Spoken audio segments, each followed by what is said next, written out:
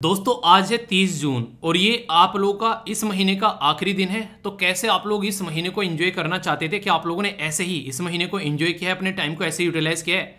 अगर हाँ तो बताइएगा, अगर ना तो क्या क्या इंप्रूवमेंट करना चाहते हैं आप लोग जो नेक्स्ट मंथ आप लोग का स्टार्ट होने वाला है, तो उसमें आप लोग बताइएगा क्या क्या इंप्रूवमेंट करना चाहते हैं। और अपनी चीज़ों के ऊपर बैठकर थोड़ा सोचिएगा जरूरी है, ये चीज़ें गलती हैं, ये हम लोग सुधारना चाहते हैं, ठीक है? तो ये आप लोग का काम होता है।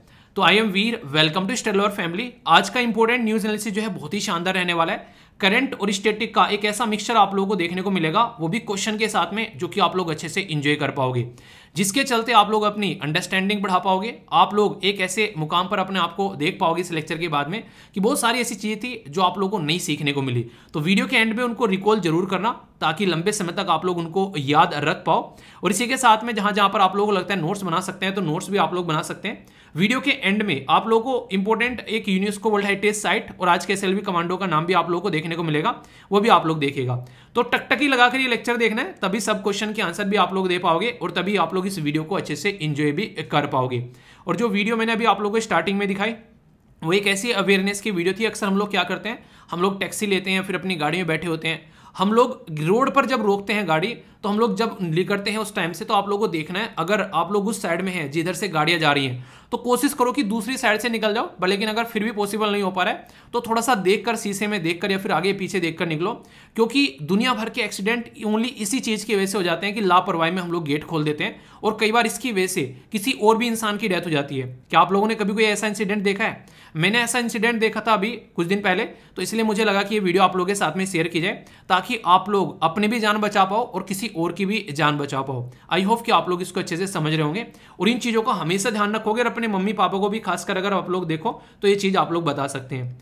बोला जा रहा है जो सफलता होती है ना यार, वो सुबह जैसी होती है, मतलब मांगने पर नहीं मिलती है, जागने पर मिलती है। आप लोगों को लग रहा है कि अगर जिंदगी जैसे चल रही है वैसे ही चलती रहे और अच्छी सफलता मिल जाए, तो वो नहीं हो सकता। अगर रियलिटी में आप लोग सफल होना चाहते हैं, तो अपनी जिंदगी में कुछ तो चेंज आप लोग करना पड़ेगा, और वो चेंज ऐसा होना चाहिए जिससे कि आप लोग आने वाले टारगेट को अचीव करना चाहते हैं उसकी डायरेक्शन में हो। तो हमेशा हमला अपना हर एक कदम जो है मॉर्निंग में उठते अपने गोल के बारे में सोचो, तो आप लोग को अच्छे रिजल्ट जो हैं वो मिलते हुए नजर आएंगे। आई होप कि आप लोग इसके साथ में कनेक्ट कर पा रहे होंगे और अच्छे से जिंदगी को एंजॉय करो यार। खुश रहकर जितना खुश रहोगे उतने अच्छे से जिंदगी को एंजॉय कर पाओगे। ओके दोस्तों, कई सारी चीज़ ऐसी होती हैं हिस्ट्री में जो इंसान को हैरान कर देती हैं। जैसे आज का ये जो डे है, जब आप लोग इसके बारे में सुनेंगे तो आप लोगों को हैरानी होगी कि इस तरीके की सिचुएशन यहाँ पर देखने को मिलती है। बात की जा रही है वर्ल्ड एस्ट्रॉयड डे के बारे में। अब एस्ट्रॉयड बेल्ट के नाम के बारे में आप लोगों ने सुना होगा, अगर ज्योग्राफी की एनसीईआरटीज आप लोगों ने पढ़ी है, तो एस्ट्रॉयड एक बेल्ट होती है जो कि यहाँ पर आप लोगों को जुपिटर और इसी के साथ में किसके बीच में देखने को मिलती है? याद रखिएगा, मार्स के बीच में देखने को मिलती है। और एक ऐसा फेवरेट क्वेश्चन है, एक बार मैं एनालिसिस कर रहा था यूपीएससी के पेपर, शायद ईपीएफओ के पेपर, एपीएफसी के नहीं असिस्टेंट कमांडेंट वाले थे, ठीक है ना, जो असिस्टेंट कमांडेंट वाले पेपर होते हैं यूपीएससी के, और सीडीएस के पेपर थे। तो उनमें ये क्वेश्चन जो है कि किसके बीच में सोलर जो यहाँ पर ये बेसिकली एस्ट्रॉयड बेल्ट पाई जाती है, ये क्वेश्चन रिपीटेडली यूपीएससी ने 2-3 बार पूछा। एक बार ऐसा पूछ लिया असिस्टेंट कमांडेंट वाले में, एक बार सीडीएस में, एक बार एनडीए में। तो इस तरीके से रिपीटेडली ये क्वेश्चन पूछा गया। तो इतना फेवरेट क्वेश्चन बन चुका था ये यूपीएससी का, और अभी भी घुमा फिरा के किसी न किसी तरीके से क्वेश्चन पूछा जाता है। तो याद रखिएगा, ये जो एस्ट्रॉयड बेल्ट होती है ये जुपिटर और इसी के साथ में मार्स के बीच में आप लोगों को यहाँ पर देखने को मिलेगी। अब ये जो एस्ट्रॉयड डे है, ये इसलिए सेलिब्रेट किया जाता है यहाँ पर क्योंकि बात की जाती है 1908 की। 1908 की 30 जून, यानी कि आज ही का जो दिन था, उस दिन जो साइबेरियन तुंगस्का, ये पर्टिकुलर साइबेरियन रीजन है रसिया का, और यहाँ पर एक रिवर है तुंगस्का, तो वहाँ पर एक काफ़ी बड़ा ब्लास्ट हुआ, और ब्लास्ट हुआ इतना खतरनाक था वहाँ पर कि आसपास की सारी चीज़ों को जला कर रख दिया, ठीक है। तो यहाँ पर ये इसके नाम से यहाँ पर इसका नाम रख दिया, क्योंकि यहाँ पर एक एस्ट्रॉयड आकर पड़ा था यहाँ पर इस तरीके से कि पहली बार पृथ्वी के, मतलब इस तरीके से बोलते हैं, सबसे रिसेंट जो इंसिडेंट पृथ्वी के ऊपर देखने को मिलता है वो है यहाँ पर वो एस्ट्रॉयड का आकर पड़ना, जिसकी वजह से यहाँ पर ये रीजन जो है आज भी एक तरीके से इस तरीके सिचुएशन में घुल गया कि एक तरीके से नहीं कि हाँ पास्ट में ऐसा कुछ हुआ यहाँ पर कि एक सिचुएशन खराब करने वाला। तो ऐसा ही रीजन है यहाँ पर जिसके चलते ये डे सेलिब्रेट किया जाता है। Most harmful non asteroid related event जो अर्थ की हिस्ट्री में अगर आप लोग देखेंगे, जिसको जानते हैं कि एक एस्ट्रॉयड यानी कि कोई इस तरह आग जला हुआ पत्थर आया और पृथ्वी पर आकर टकराया और उसने ऐसा माहौल क्रिएट कर दिया, तो उसके नाम पर ये जो डे है ये सेलिब्रेट किया जाता है। तो इसके बारे में आप लोग समझ सकते हैं। ऐसा कोई इंसिडेंट अगर होता है तो कई बार आप इंटरेस्टिंग फैक्ट में अगर बात करें इसको काउंट कर सकते हैं और डायरेक्ट क्वेश्चन भी आप लोगों से बन जाते हैं। ठीक है, बात की जा रही है इंटरनेशनल डे ऑफ पार्लियामेंटरिज्म। देखिए आज की डेट में अगर आप लोगों से कोई पूछे हमारी कंट्री में किस तरह की गवर्नमेंट हम लोग चलाते हैं, एक तो होता है यहाँ पर एक प्रेसिडेंट फॉर्म, एक होता है पार्लियामेंट्री फॉर्म। तो हमारी कंट्री में पार्लियामेंट्री फॉर्म गवर्नमेंट चलाई जाती है। इसका रीजन क्या था? इसका रीजन जैसे मैंने पॉलिटी में आप लोग कई बार पढ़ा है, हमारी कंट्री में जो मेन रीजन था वो ये था कि हमारे ऊपर जो है अंग्रेजों के द्वारा रूल किया गया लगभग 200 साल तक, और जो अंग्रेजों के द्वारा रूल किया गया है उसकी वजह से अंग्रेज जो है उनके वहां पर पार्लियामेंट्री सिस्टम फॉलो होता था। तो हमने भी उसी पैटर्न को अडेप्ट कर लिया क्योंकि वो नॉन फेस था। आप लोगों ने कई बार सुना होगा कि एक जाने पहचाने इंसान को एक तरीके से पास में रखना ज़्यादा आसान है एज कम्पेयर टू ऐसे इंसान को जिसको जानते भी नहीं है। तो इसके बारे में यहाँ पर बात की जाती है। तो पार्लियामेंट्री सिस्टम में जनता का पार्टिसिपेशन होता है प्रॉपर, उनकी चुनी हुई गवर्नमेंट जाती है और वो इंडिविजुअल जो एक तरीके से पर्सन जो चुनकर भेजते हैं वो वहाँ पर रिप्रेजेंटेशन करते हैं। तो उसके बेस पर देश के अंदर में गवर्नमेंट चलती है। तो उसी को रिकॉग्नाइज करने के लिए, उसी को सेलिब्रेट करने के लिए 30 जून को ये डे सेलिब्रेट किया जाता है। एक और इंपॉर्टेंट बात यहाँ पर, जो अगर डेमोक्रेसी के बारे में बात करें तो जब यहाँ पर जनता का जो रूल होता है, ठीक है, तो आप लोगों ने अब्राहम लिंकन साहब की एक डेफिनेशन सुनी होगी जो कई बार मैंने भी बताई है कि डेमोक्रेसी जो होती है वो एक काफी शानदार फॉर्म ऑफ गवर्नमेंट बनाई जाती है, मानी जाती है, यानी कि जनता का शासन जनता के द्वारा और जनता के लिए। ये डेमोक्रेसी की डेफिनेशन अब्राहम लिंकन साहब ने दी है।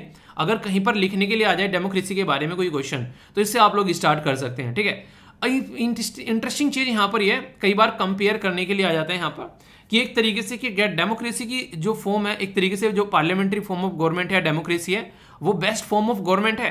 तो ऐसा नहीं है कि वो बेस्ट फॉर्म ऑफ गवर्नमेंट है, पर हाँ वो एक तरीके से आप लोग बोल सकते हैं जब सबका एवरेज निकालेंगे तो वो उनमें एक बेस्ट निकलेगी। एक तरीके से ऐसे बोल सकते हैं कि उन्हें कहते हैं कि एक बुद्धा वाला पाथ फॉर्म ऑफ गवर्नमेंट है, यानी कि ना तो बहुत ही बेस्ट है और ना ही बहुत वर्स्ट है। वो एक ऐसी कंडीशन क्रिएट करती है जिससे कि चीजें आराम से चलती रहे। क्यों?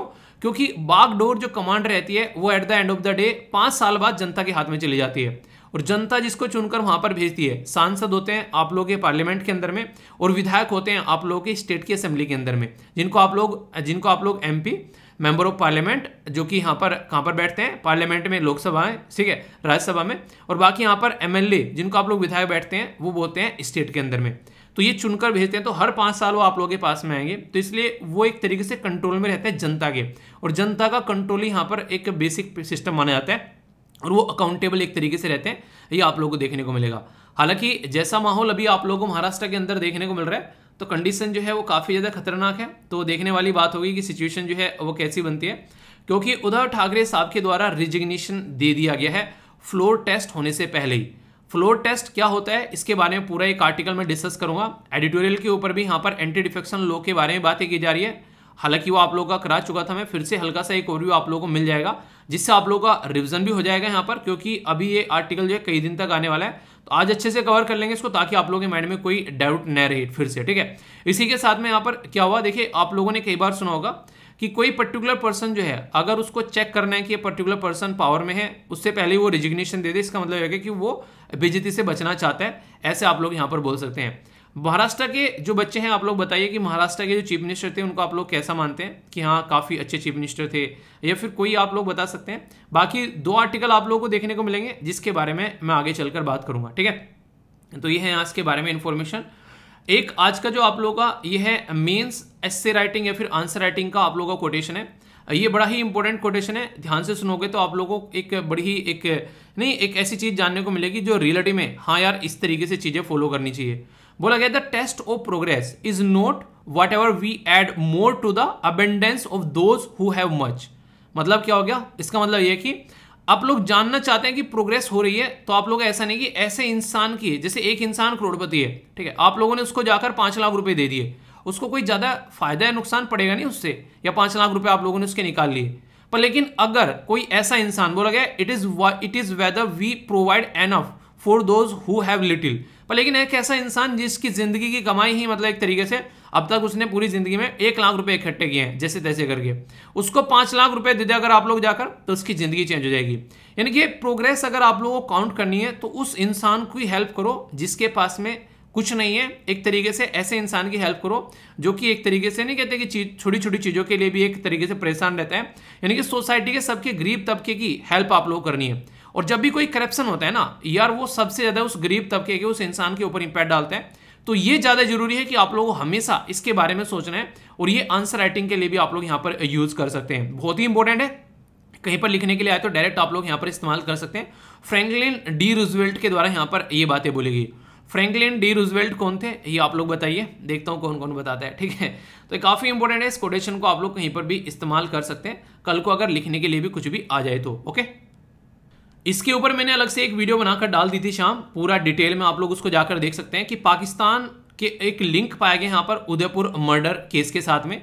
यहाँ पर एक ऑर्गेनाइजेशन है पाकिस्तान के अंदर में जो यहाँ पर काफी लार्ज स्केल पर ये सारी चीजें चलाती है कि किस तरीके से लोगों को एक तरीके से ना, एक कहने के लिए तो वो एजुकेशनल ऑर्गेनाइजेशन मानी जाती है, पर रियलिटी में अगर जाकर आप लोग देखोगे उसके जो एजुकेटेड लोग हैं वो इस तरह का माहौल क्रिएट करते हैं जिसकी वजह से यहाँ पर दिक्कतें देखने को मिलती है। वो वीडियो जरूर देखना, आप लोगों को पता चलेंगी कई सारी बातें, कल शाम ही मैंने अपलोड की थी, उसमें आप लोग कई सारी और भी बातें बताई गई हैं कि खासकर जो यहाँ पर अभी केरला के गवर्नर के द्वारा जो कमेंट किया गया वो काफी ज्यादा कंट्रोवर्शियल एक तरीके से बोला जा रहा है मुस्लिम कम्युनिटी के द्वारा, कि जो मदरसा होते हैं, मदरसा में एजुकेशन सिस्टम को चेंज करना चाहिए। वहां पर जिस तरीके से बच्चों को पढ़ाया जा रहा है वो बच्चों के माइंड पर काफी नेगेटिव इंपैक्ट डालते जाते हैं। यहाँ पर अगर आप लोगों के आसपास में मदरसा हो तो आप लोगों ने देखा होगा किस तरीके से बच्चों को गाइड किया जाता है, तो वो एक तरीके से नेगेटिव इंपैक्ट डालने वाला होता है। तो उनको एक नॉर्मल एजुकेशन देनी चाहिए 6 से लेकर 14 साल के बच्चों को, चाहे वो कोई भी किसी भी कम्युनिटी का बच्चा क्यों ना हो, उसको एक शांति का माहौल, देश की सुरक्षा के बारे में, देश की एक तरीके से हेरिटेज के बारे में, कल्चर के बारे में,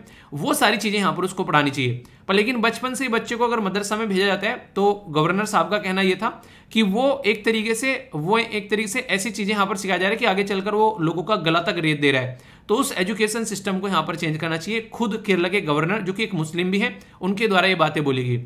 अब ये जो पूरा केस है एनआईए को सौंप दिया गया क्योंकि एक जो पर्सन था यहाँ पर वो माना जा रहा है कि उसका लिंक पाकिस्तान के साथ में है, और पाकिस्तान में जो विजिट भी उसके द्वारा किया गया 2014 में, और अभी यहाँ पर उसके द्वारा ये हरकत को अंजाम दिया गया जिसमें कन्हैया लाल जी का एक तरीके से मर्डर किया गया। तो पूरी डिटेल में मैंने वहां एक्सप्लेन किया, आप लोगों को देखेगा, आप लोग उसके साथ में कनेक्ट भी अच्छे से कर पाएंगे। ओके दोस्तों, ये जो आर्टिकल है ना, आज के डिस्कशन का one of the best article आप लोगों को देखने को मिलेगा। बहुत सारी करंट और स्टैटिक इंफॉर्मेशन आप लोगों को जानने को मिलेगी।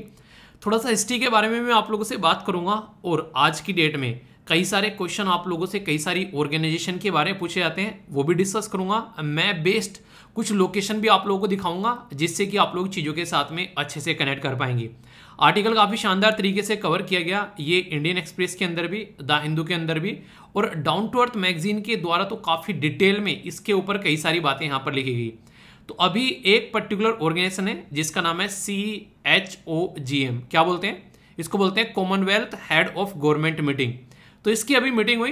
इंटरेस्टिंग बात यहाँ पर यह है कि 2 साल के बाद यहाँ पर ये मीटिंग हो रही थी, तो इसमें अभी 2 नए मेंबर भी जुड़े, और इसी के चलते इनके द्वारा फोकस किया गया कि आज की डेट में जो लैंड है, जो जमीन है, वो हम लोग को इस तरीके से तैयार करनी है ताकि जो आने वाली जनरेशन है ना, उसके लिए भी हम लोग कुछ करके जा सकें। यानी कि लिविंग लैंड्स ये यहाँ पर चार्टर इनके द्वारा लेकर आया गया है। तो इसका मतलब ये है कि लैंड को, यानी कि जो जमीन है जिस पर हम लोग रहते हैं, जिसको हम लोग अपनी धरती माँ बोलते हैं, उसको ऐसे यूटिलाइज करना है कि आने वाली जनरेशन के लिए भी कुछ हम लोग छोड़कर जा सकें। सबसे पहले लोकेशन पर लेकर चलता हूं जहां पर ये पर्टिकुलर मीटिंग देखने को मिली, तो ये था रवांडा। रवांडा के अंदर यहां पर आप लोगों को पर्टिकुलर एक रीजन देखने को मिलेगा जो कि इसकी कैपिटल के नाम से भी जाना जाता है, जिसको बोलते हैं कगाली। ठीक है, अभी आप लोगों को यहाँ पर मैप में दिखाऊंगा तो आप लोग यहाँ पर उसके साथ में भी कनेक्ट कर पाएंगे। पड़ोस में ये लोकेशन आप लोगों को दिख रही होगी, इसका नाम है कैगाली। ये काफ़ी इंपॉर्टेंट लोकेशन है। अगर आप लोगों ने थोड़ा सा इसके बारे में अभी रिसेंटली सुना होगा, खासकर अगर बात करें करंट अफेयर से रिलेटेड यहाँ पर, तो मॉन्ट्रियल प्रोटोकॉल जो यहाँ पर देखने को मिलती है उसके अंदर में अमेंडमेंट किया गया जिसको कैगाली अमेंडमेंट बोलते हैं। और उस टाइम पर जो हाइड्रोफ्लोरोकार्बन है उसका कंजप्शन कैसे हम लोग कम कर सकते हैं उसके ऊपर फोकस यहाँ पर दिया गया था 2016 में। उस टाइम पर भी यहाँ पर ये न्यूज़ में थी। ये जो आर्टिकल है काफ़ी इंपॉर्टेंट आर्टिकल है। यहाँ पर ये आप लोग कनेक्ट कर सकते हैं यूपीएससी प्रीलिम जीएस पेपर 2 और इंटरनेशनल इवेंट या फिर इंटरनेशनल ऑर्गेनाइजेशन के बारे में आप लोगों से कोई पूछ ले तो उसके बारे में भी आप लोग यहाँ पर आंसर दे सकते हैं। अगर आप लोग थोड़ा सा ध्यान देंगे सस्टेनेबल डेवलपमेंट गोल पर, तो टोटल मिलाकर 17 सस्टेनेबल डेवलपमेंट गोल है। 17 सस्टेनेबल डेवलपमेंट गोल को 169 टारगेट में डिसाइड किया गया कि हाँ किस तरीके से 17 जो पार्ट, इसके 169 पार्ट आप लोगों को देखने को मिलेंगे। इसमें जो 13वां है वो क्लाइमेट चेंज के बारे में बात करते हैं, 14वां जो बात करता है लाइफ बिलो वाटर, और 15वां बात करते हैं यहाँ पर लाइफ ऑन लैंड। तो ये जो आर्टिकल है ये 15वें सस्टेनेबल डेवलपमेंट गोल से, क्योंकि ये लाइफ ऑन लैंड के बारे में यहाँ पर बात कर रहा है, उसके साथ में आप लोग यहाँ पर इसको कनेक्ट करके देख सकते हैं। एक शब्द यहाँ पर यूज किया गया है वो है यहाँ पर लिविंग लैंड चार्टर। तो यहाँ पर लिविंग लैंड मतलब एक तरीके से जो जमीन है वो जिंदा है, और उसके चार्टर की बात की जा रही है। चार्टर का मतलब होता है बेसिकली संविधान, तो उसका संविधान यानी कि लिविंग लैंड को हम लोग को इस तरीके से लेकर चलना है ताकि आने वाली जनरेशन के लिए भी हम लोग यहाँ पर ध्यान रख सकते हैं। तो कॉमनवेल्थ के जो मेंबर हैं वो मिलकर इस बात के ऊपर एग्री हो गए हैं। अब यहाँ पर बार बार एक शब्द यूज किया जा रहा है वो है कॉमनवेल्थ। कॉमनवेल्थ मतलब वैसे आप लोग देखेंगे तो आप लोगों को ये लगेगा कि कॉमन यानी कि एक तरीके से जिसपे सबका हक हो, और वेल्थ माने धन, पर लेकिन यहाँ पर ये इसका मतलब नहीं निकलेगा। इसका जो मतलब निकलेगा वो ऐसे देश जो कभी अंग्रेज यानी कि ब्रिटेन के गुलाम हुआ करते थे, उनके सबके द्वारा मिलकर यहाँ पर ये बोला गया कि यार चलो गुलामी तो हट गई, पर फिर भी क्यों ना हमारा एक रिलेशन जो है हम लोग उसको आगे लेकर चलें। मतलब जैसे हमारे देश पर लगभग 200 साल तक अंग्रेजों के द्वारा रूल किया गया, हमारे देश में अब तक कुछ दिनों पहले तक आप लोगों को याद होगा एंग्लो इंडियन कम्युनिटी को हम लोग क्या करते थे, 2 सीट का रिजर्वेशन देते थे। कहां पर? लोकसभा के अंदर में। वो जो एंग्लो इंडियन को रिजर्वेशन दिया जाता था यहाँ पर, वो इसलिए दिया जाता था क्योंकि 200 साल तक जब अंग्रेजों के द्वारा रूल किया गया, बहुत सारे ऐसे लोग थे जो हमारी कंट्री के थे, उन्होंने अंग्रेजों के साथ में शादी की और उनके भी बच्चे यहाँ पर हुए। यानी कि कई सारे लड़कों ने अंग्रेजों की लड़कियों के साथ शादी की, कई सारी लड़कियों ने अंग्रेजों के लड़कों के साथ में शादी की। अब उनसे जो बच्चा पैदा हुआ यहाँ पर या फिर उनके साथ में जो रिलेशन रहा वो एंग्लो इंडियन कम्युनिटी कहलाई। और उस एंग्लो इंडियन कम्युनिटी को प्रोटेक्ट करने के लिए हमारी संविधान के अंदर भी आप लोगों को उनकी डेफिनेशन देखने को मिलेगी। आर्टिकल 366 के अंदर में डिफाइन करता है एंग्लो इंडियन कम्युनिटी को। इसी के साथ में आर्टिकल 331 जो है हमारे संविधान के अंदर में ये बात करता है कि प्रेसिडेंट जो है वो 2 एंग्लो इंडियन कम्युनिटी को यहाँ पर लोकसभा के अंदर में नॉमिनेट कर सकता है। इसी सेम तरीके से यहाँ पर आर्टिकल 333 यहाँ पर बात करता है गवर्नर के बारे में, कि गवर्नर जो है यहाँ पर एक एंग्लो इंडियन कम्युनिटी को अगर उनको ढंग से रिप्रेजेंटेशन नहीं मिल रही है तो स्टेट लेजिस्लेटर के अंदर यहाँ पर उसको नॉमिनेट कर सकता है। तो ये प्रोविजन हमारे संविधान में लिखे हुए हैं। पर लेकिन अगर बात करें अभी रिसेंटली क्या किया गया, ये काफी इंपॉर्टेंट है यहाँ पर, कि हमारे देश की जैसे जैसे पॉपुलेशन बढ़ रही है तो ये लगा कि एंग्लो इंडियन कम्युनिटी को रिजर्वेशन देने की कोई जरूरत नहीं है।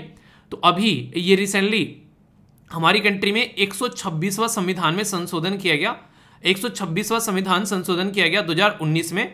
और उसके बेस पर हम लोगों ने क्या किया, हम लोगों ने यहाँ पर बेसिकली ये एक बिल लेकर आए जिसके चलते एंग्लो इंडियन कम्युनिटी को हम लोगों ने रिजर्वेशन देना बंद कर दिया।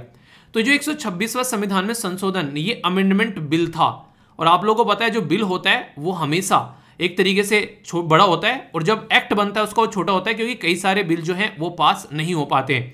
तो इसलिए इसका अगर आप लोगों से पूछे कौन से संविधान का संशोधन था, तो 104वां संविधान में संशोधन करके यहाँ पर ये 104वां 2019 में हम लोगों ने क्या किया, एंग्लो इंडियन कम्युनिटी का जो 2 सीट का रिजर्वेशन हुआ करता था वो यहाँ पर खत्म कर दिया। हालांकि बोला जाए तो दोनों के अंदर खत्म किया, स्टेट के अंदर भी और यहाँ पर पार्लियामेंट के अंदर भी। तो ये तो हो गई बेसिक इन्फॉर्मेशन। तो वो जो एंग्लो इंडियन कम्युनिटी की रिप्रेजेंटेशन के बारे में हम लोग बात करते क्यों, क्योंकि हम लोग अंग्रेजों के गुलाम रहे काफी लंबे समय तक और उनके हमारे साथ में रिलेशन हो गए, वो तो अलग रिलेशन है। पर लेकिन बहुत सारे देश ऐसे हैं आज की डेट में जो अच्छे रिलेशन रखते हैं यहाँ पर। इवन जैसे कनाडा की बात कर ले आप लोग, इसी के साथ में ऑस्ट्रेलिया की बात कर ले, वहां पर जो नॉर्मल उनका हेड होता है, यानी कि जो एक तरीके से जिसको वो हेड मानते हैं, सबसे हाईएस्ट पोस्ट, हालांकि सारे डिसीजन अपने आप लेते हैं, पर लेकिन फिर भी एक नाम चारे का जो हेड होता है वो यहाँ पर उनकी क्वीन होती है ब्रिटेन की।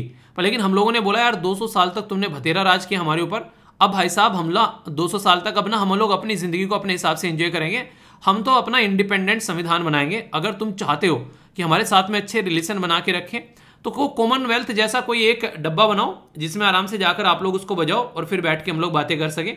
यानी कि यहाँ पर इंडिया के द्वारा ये बोला गया कि हम अब आज़ाद रहेंगे, हम किसी के कंट्रोल में काम नहीं करेंगे।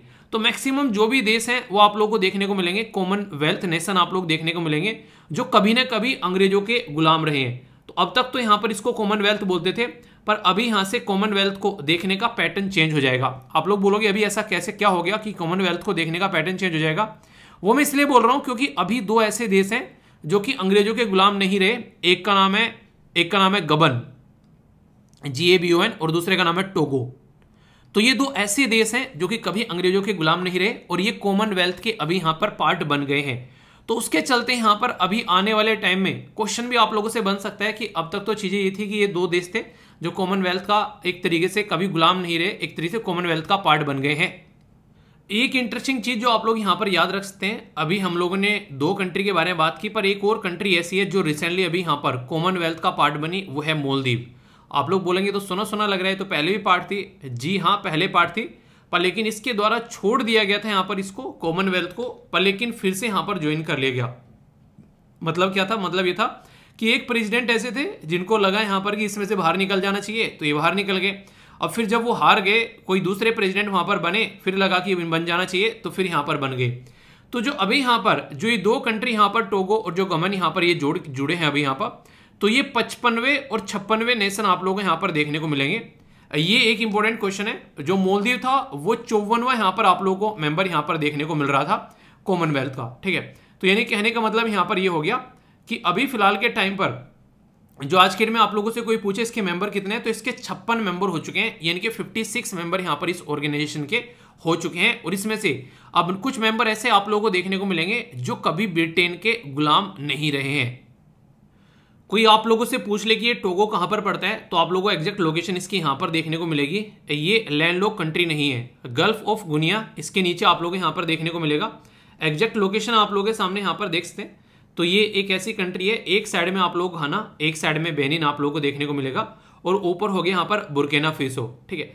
तो इस तरीके से जो कंट्री है उसके बारे में अगर आप लोगों से कल को कोई पूछ ले तो आप लोग कंफ्यूजन नहीं होना चाहिए। तो मैं बेस्ट लोकेशन उसके आप लोग जरूर याद रखिएगा। और ये एक वेस्ट अफ्रीकन नेशन है। इसका क्या मतलब हो गया? इसका मतलब यहाँ पर ये हो गया, अगर जिस तरीके से आप लोग देखते हैं हमारी कंट्री में, अगर आप लोग ऐसे यहाँ पर ये एक आप लोग कोऑर्डिनेट्स यहाँ पर खींचोगे तो ये क्या हो गया, ये हमारा क्या हो गया, ये आप लोगों को देखने को मिलेगा वेस्ट साइड, ये हो गया ईस्ट साइड, ऊपर वाला नॉर्थ होता है और नीचे वाला साउथ होता है। इसी तरीके से जब अफ्रीका कॉन्टिनेंट के अंदर में कुछ आप लोग ऐसे लाइन खींचोगे तो कुछ ऐसा ही पैटर्न आप लोग यहाँ पर देखने को मिलेगा। या फिर अपनी कंट्री के कंपेयर में भी आप लोग यहाँ पर बोल सकते हैं कि हमारी कंट्री के वेस्ट में आप लोगों को यहाँ पर ये देखने को मिलेगा। दूसरा देश आप लोगों को गबन देखने को मिलेगा। तो यहाँ पर अभी हम लोगों ने ये देखा बेसिकली टोगो, इसके नीचे जब आप लोग आएंगे तो यहाँ पर आप लोगों को गबन देखने को मिलेगा, ठीक है। तो ये एक दूसरा नेशन हो गया जो कि रिसेंटली अभी नया नया ताजा जो है ये इसका मेंबर बना है। अब आप लोगों के माइंड में कुछ ऐसे भी क्वेश्चन आ सकते हैं, यार मेंबर बनने के लिए ऐसा है क्या, 10th करना पड़ेगा, 12th करना पड़ेगा, उसके बाद में आप लोग मेंबर बनोगे? 10th 12th नहीं, आप लोगों को थोड़ा सा एक पैटर्न में काम करना पड़ेगा, यानी कि आप लोगों को सिस्टमेटिक वे में अपनी जिंदगी को एंजॉय करना है, तभी जाकर आप लोग यहाँ पर इसके मेंबर बन सकते हैं। जैसे कि आप लोगों की कंट्री के अंदर में एक अच्छी खासी डेमोक्रेसी होनी चाहिए, यानी कि आप लोग जो है एक डेमोक्रेटिक कंट्री होनी चाहिए। डेमोक्रेटिक प्रोसीजर के through free and fair election आप लोग यहाँ पर होने चाहिए, यानी कि डिक्टेटरशिप अगर आप लोग के अंदर में है तो आप लोग इसका मेंबर नहीं बन सकते। पॉइंट नंबर 1 डेमोक्रेसी होना चाहिए। पॉइंट नंबर 2 यहाँ पर आप लोगों के कंट्री में जो जुडिशरी है वो इंडिपेंडेंट होनी चाहिए, यानी कि जुडिशरी की कुछ पावर होनी चाहिए एक चेक एंड बैलेंस करने के लिए। ऐसा नहीं कि यहाँ पर जो लोग इलेक्ट होकर आ रहे हैं बस वही अपनी दादागिरी चला रहे हैं। दूसरा पॉइंट यहाँ पर ये। तीसरा पॉइंट आप लोगों को देखने को मिलेगा गुड गवर्नेंस होनी चाहिए, वेल ट्रेन्ड पब्लिक सर्वेंट होनी चाहिए, ताकि ट्रांसपेरेंसी आ सके पब्लिक एडमिनिस्ट्रेशन में। जिस देश का सिविल सर्वेंट जो है वो करप्शन फ्री होगा, वो देश जो है हमेशा प्रोग्रेस करता हुआ आप लोगों को नजर आएगा। चौथा पॉइंट आप लोगों को देखने को मिलेगा कि जनता के ऊपर ध्यान दिया जाए, ह्यूमन राइट के बारे में बात करें, इसी के साथ में फ्रीडम ऑफ एक्सप्रेशन के बारे में बात करें, यानी कि जो मीडिया वगैरह है उनको कुछ आज़ादी हो। ऐसा नहीं कि बिल्कुल नॉर्थ कोरिया की तरह वहां पर काम चल रहा है कि कोई कुछ बोल दे तो उसको उठाकर जेल में डाल दो, ऐसा बिल्कुल नहीं होना चाहिए। तो ये 4 ऑप्शन है यहाँ पर। पहले में डेमोक्रेसी बोला गया, दूसरे में जुडिशरी इंडिपेंडेंट, तीसरे में गुड गवर्नेंस होनी चाहिए और चौथे में इंडिपेंडेंट मीडिया और ह्यूमन राइट के बारे में बात की जाती है। अगर ये 4 क्राइटेरिया आप लोग फॉलो कर पा रहे हो तो इसका मतलब ये कि आप लोगों का स्वागत है, आप लोग इसका पार्ट बन सकते हैं। तो ये बातें आप लोग यहाँ पर देखने को मिलेगी। तो स्टार्टिंग में जब काफी लंबे समय से यहाँ पर क्या थे, हम लोग जो थे इसके गुलाम थे यहाँ पर बेसिकली ब्रिटेन के। तो ब्रिटेन ने ये बोला कि आजाद तो यार कर देंगे, पर लेकिन तुमको ना हमारी एक तरीके से ये बात माननी पड़ेगी कि आप लोग हमेशा हमारी कंट्री के कंट्रोल में तो नहीं, पर लेकिन हमारी कंट्री के नाम पर आप लोग अपना देश चलाओगे कि हमारी महारानी जो है वो तुम्हारी महारानी होगी।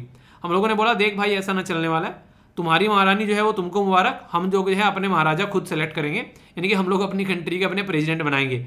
तो ये बातें यहाँ पर देखने को मिली। तो उसी के पैटर्न पर यहाँ पर ये कुछ बातें इसके बारे में जो कि आप लोग समझ सकते हैं। तो ये तो मैंने एक्स्ट्रा बातें बता दी। अभी कुछ इंटरेस्टिंग चीजें हैं जो आप लोगों को पता चलेगी यहाँ पर जब आप लोग देखोगे, ठीक है। अगर बात करें इसके बारे में, जैसे मैंने बताया यहाँ पर, तो ये है बेसिकली लिविंग लैंड्स चार्टर। तो इसके बारे में अगर बात करते हैं तो ये कैगाली रवांडा के अंदर अभी आप लोगों को देखने को मिला, जो यहाँ पर ये हुआ। जो 54 मेंबर है, मैंने बताया अभी नए नए 2 ऐड हुए हैं अभी लेटेस्ट, तो उनको इसलिए याद आप लोगों को रखना है, वहां से क्वेश्चन बन सकते हैं। जो भी कहीं भी आप लोग पुराना डेटा देखोगे वहां पर 54 लिखे मिलेंगे, पर लेकिन यहां पर अगर देखोगे तो आप लोग 56 मेंबर इसके अभी रिसेंटली हो चुके हैं, तो ये आप लोग याद रखिएगा। अगर बात करें रिसेंटली, यहां पर सबसे बड़ा फोकस ये है कि यार क्लाइमेट चेंज, बायोडाइवर्सिटी या सस्टेनेबल लैंड को कैसे मैनेज करना है, उसके चलते इनके द्वारा फोकस किया जा रहा है, ताकि जो भी लैंड डिग्रेड हो चुकी है, यानी कि वो जमीन जो कि बंजर हो चुकी है, उसको फिर से कैसे रिकवर करना है, क्योंकि जनता तो बढ़ती जा रही है और जमीन उतनी की उतनी है। तो यहाँ पर एक तरीके से लोगों के लिए कब जमीन आप लोगों को देखने को मिलेगी, तो उसके ऊपर काम करना आप लोगों को स्टार्ट करना चाहिए। तो ग्लोबल एवरेज टेम्परेचर भी बढ़ रहा है इसकी वजह से, क्योंकि हम लोग पेड़ पौधे काटते जा रहे हैं, उसकी वजह से दिक्कत हो रही है। तो पॉलिटिकल पार्टी जो है मिलकर काम करेंगी ऑल ओवर वर्ल्ड में, तभी जाकर सॉल्यूशन निकलेगा, वरना डिग्रेडेशन जो है वो बढ़ता चला जाएगा और आप लोग अपने ही पैरों पर कुल्हाड़ी मार बैठोगे। ये बातें यहाँ पर समझाने की कोशिश की जा रही है।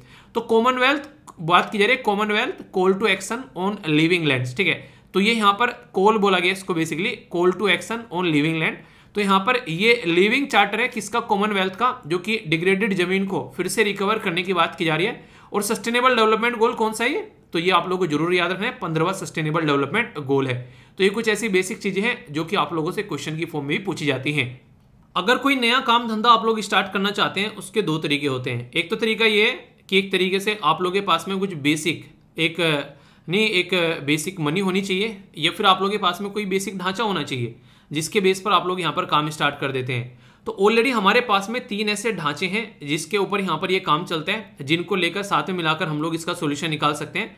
हम लोग को नेशनल, रीजनल और ग्लोबल लेवल पर ये काम करना पड़ेगा। ये बिल्कुल ऐसे ही जैसे एक देश के अंदर में पंचायती राज सिस्टम होता है, उसके बाद में आप लोगों को स्टेट देखने को मिलेगा और फिर आप लोगों को यहाँ पर सेंटर देखने को मिलेगा। तो यानी कि नीचे से लेकर ऊपर तक सब काम करें। तो यूनाइटेड नेशन कन्वेंशन ऑन जो यहाँ पर बायोलॉजिकल डाइवर्सिटी है यहाँ पर, जो कि इस मुद्दे पर काम करते हैं। United Nation convention on combat desertification, यानी कि कैसे मरुस्थलीकरण को रोकना है, बंजर जमीन को ठीक करना है। और यूनाइटेड नेशन फ्रेमवर्क, जो कि यहाँ पर देखने को मिलेगा कन्वेंशन ऑन क्लाइमेट चेंज। तो ये यहाँ पर तीसरा। तो ये 3 ऐसे यहाँ पर इंपॉर्टेंट कन्वेंशन है जिनके साथ में मिलकर हम लोग सॉल्यूशन निकाल सकते हैं और अच्छे से यहाँ पर जो भी डिग्रेडेड लैंड हो रही है या क्लाइमेट चेंज हो रहा है, बायोडाइवर्सिटी का लॉस हो रहा है, उसको हम लोग सही कर सकते हैं। तो ये फोकस देने वाला मुद्दा है। जब भी कोई मीटिंग में आप लोग जाते हैं तो वहाँ पर कुछ थीम होती है कि यार इस थीम के ऊपर यहाँ पर बात करेंगे। तो जब भी कोई ऐसी मीटिंग होती है वहाँ पर भी थीम है, तो यहाँ पर भी ऐसी इसकी भी थीम है यहाँ पर, जो कि रवांडा के अंदर ये मीटिंग हुई है। इसे बोला गया डिलीवरिंग ए कॉमन फ्यूचर, यानी कि कॉमन फ्यूचर डिलीवर हम लोग को करना है, कनेक्ट करना है, इनोवेट करना है और ट्रांसफॉर्म करना है, यानी कि CIT ये थीम है यहाँ पर, कि अगर कोई दिक्कत हो तो कैसे मिलकर आप लोगों को सोल्यूशन निकालना है। और सॉल्यूशन फ्री में तो निकलता नहीं है, हवा में तो पैसे आते नहीं है। वो नहीं कहते, कई बार सुना होगा माँ बाप से पैसे मांगते हैं कि पैसे का पेड़ पर उगते हैं तो यहाँ पर ये पेड़ पर नहीं उग रहे हैं, पर लेकिन हाँ पैसा देना पड़ेगा तभी काम चलेगा। तो मलेरिया या फिर जो ट्रॉपिकल डिजीज है जिससे काफ़ी सारे लोगों की जान जा रही है, उसको सपोर्ट प्रोवाइड कराने की बात की जा रही है। तो कॉमनवेल्थ हेड ऑफ गवर्नमेंट जो है वो यहाँ पर मीटिंग अभी जो आप लोगों को देखने को मिल रही है, जिसमें नेशन मिले, तो ये थीम है यहाँ पर इसकी, ये आप लोगों को थोड़ा सा पता होना चाहिए। ये काफी इंटरेस्टिंग फैक्ट है, आप लोगों को कई सारी ऐसी बातें जानने को मिलेगी जिसको जानकर आप लोग यहाँ पर सरप्राइज भी होंगे। वो क्या है, जो कॉमनवेल्थ नेशन है यहाँ पर ये जैसे मैंने बताया, जो फॉर्मर ब्रिटिश कॉमनवेल्थ जो कॉलोनी आप लोगों को देखने को मिलेगी, तो लगभग इसके अंदर 53 जो देश थे वो यहाँ पर ऐसे देश थे जो कि अब तक मेंबर थे, मतलब जो कि ब्रिटिश एम्पायर के कभी पार्ट रह चुके हैं या फिर उसकी कॉलोनी रह चुके हैं। हेडक्वार्टर इसका लंदन में है।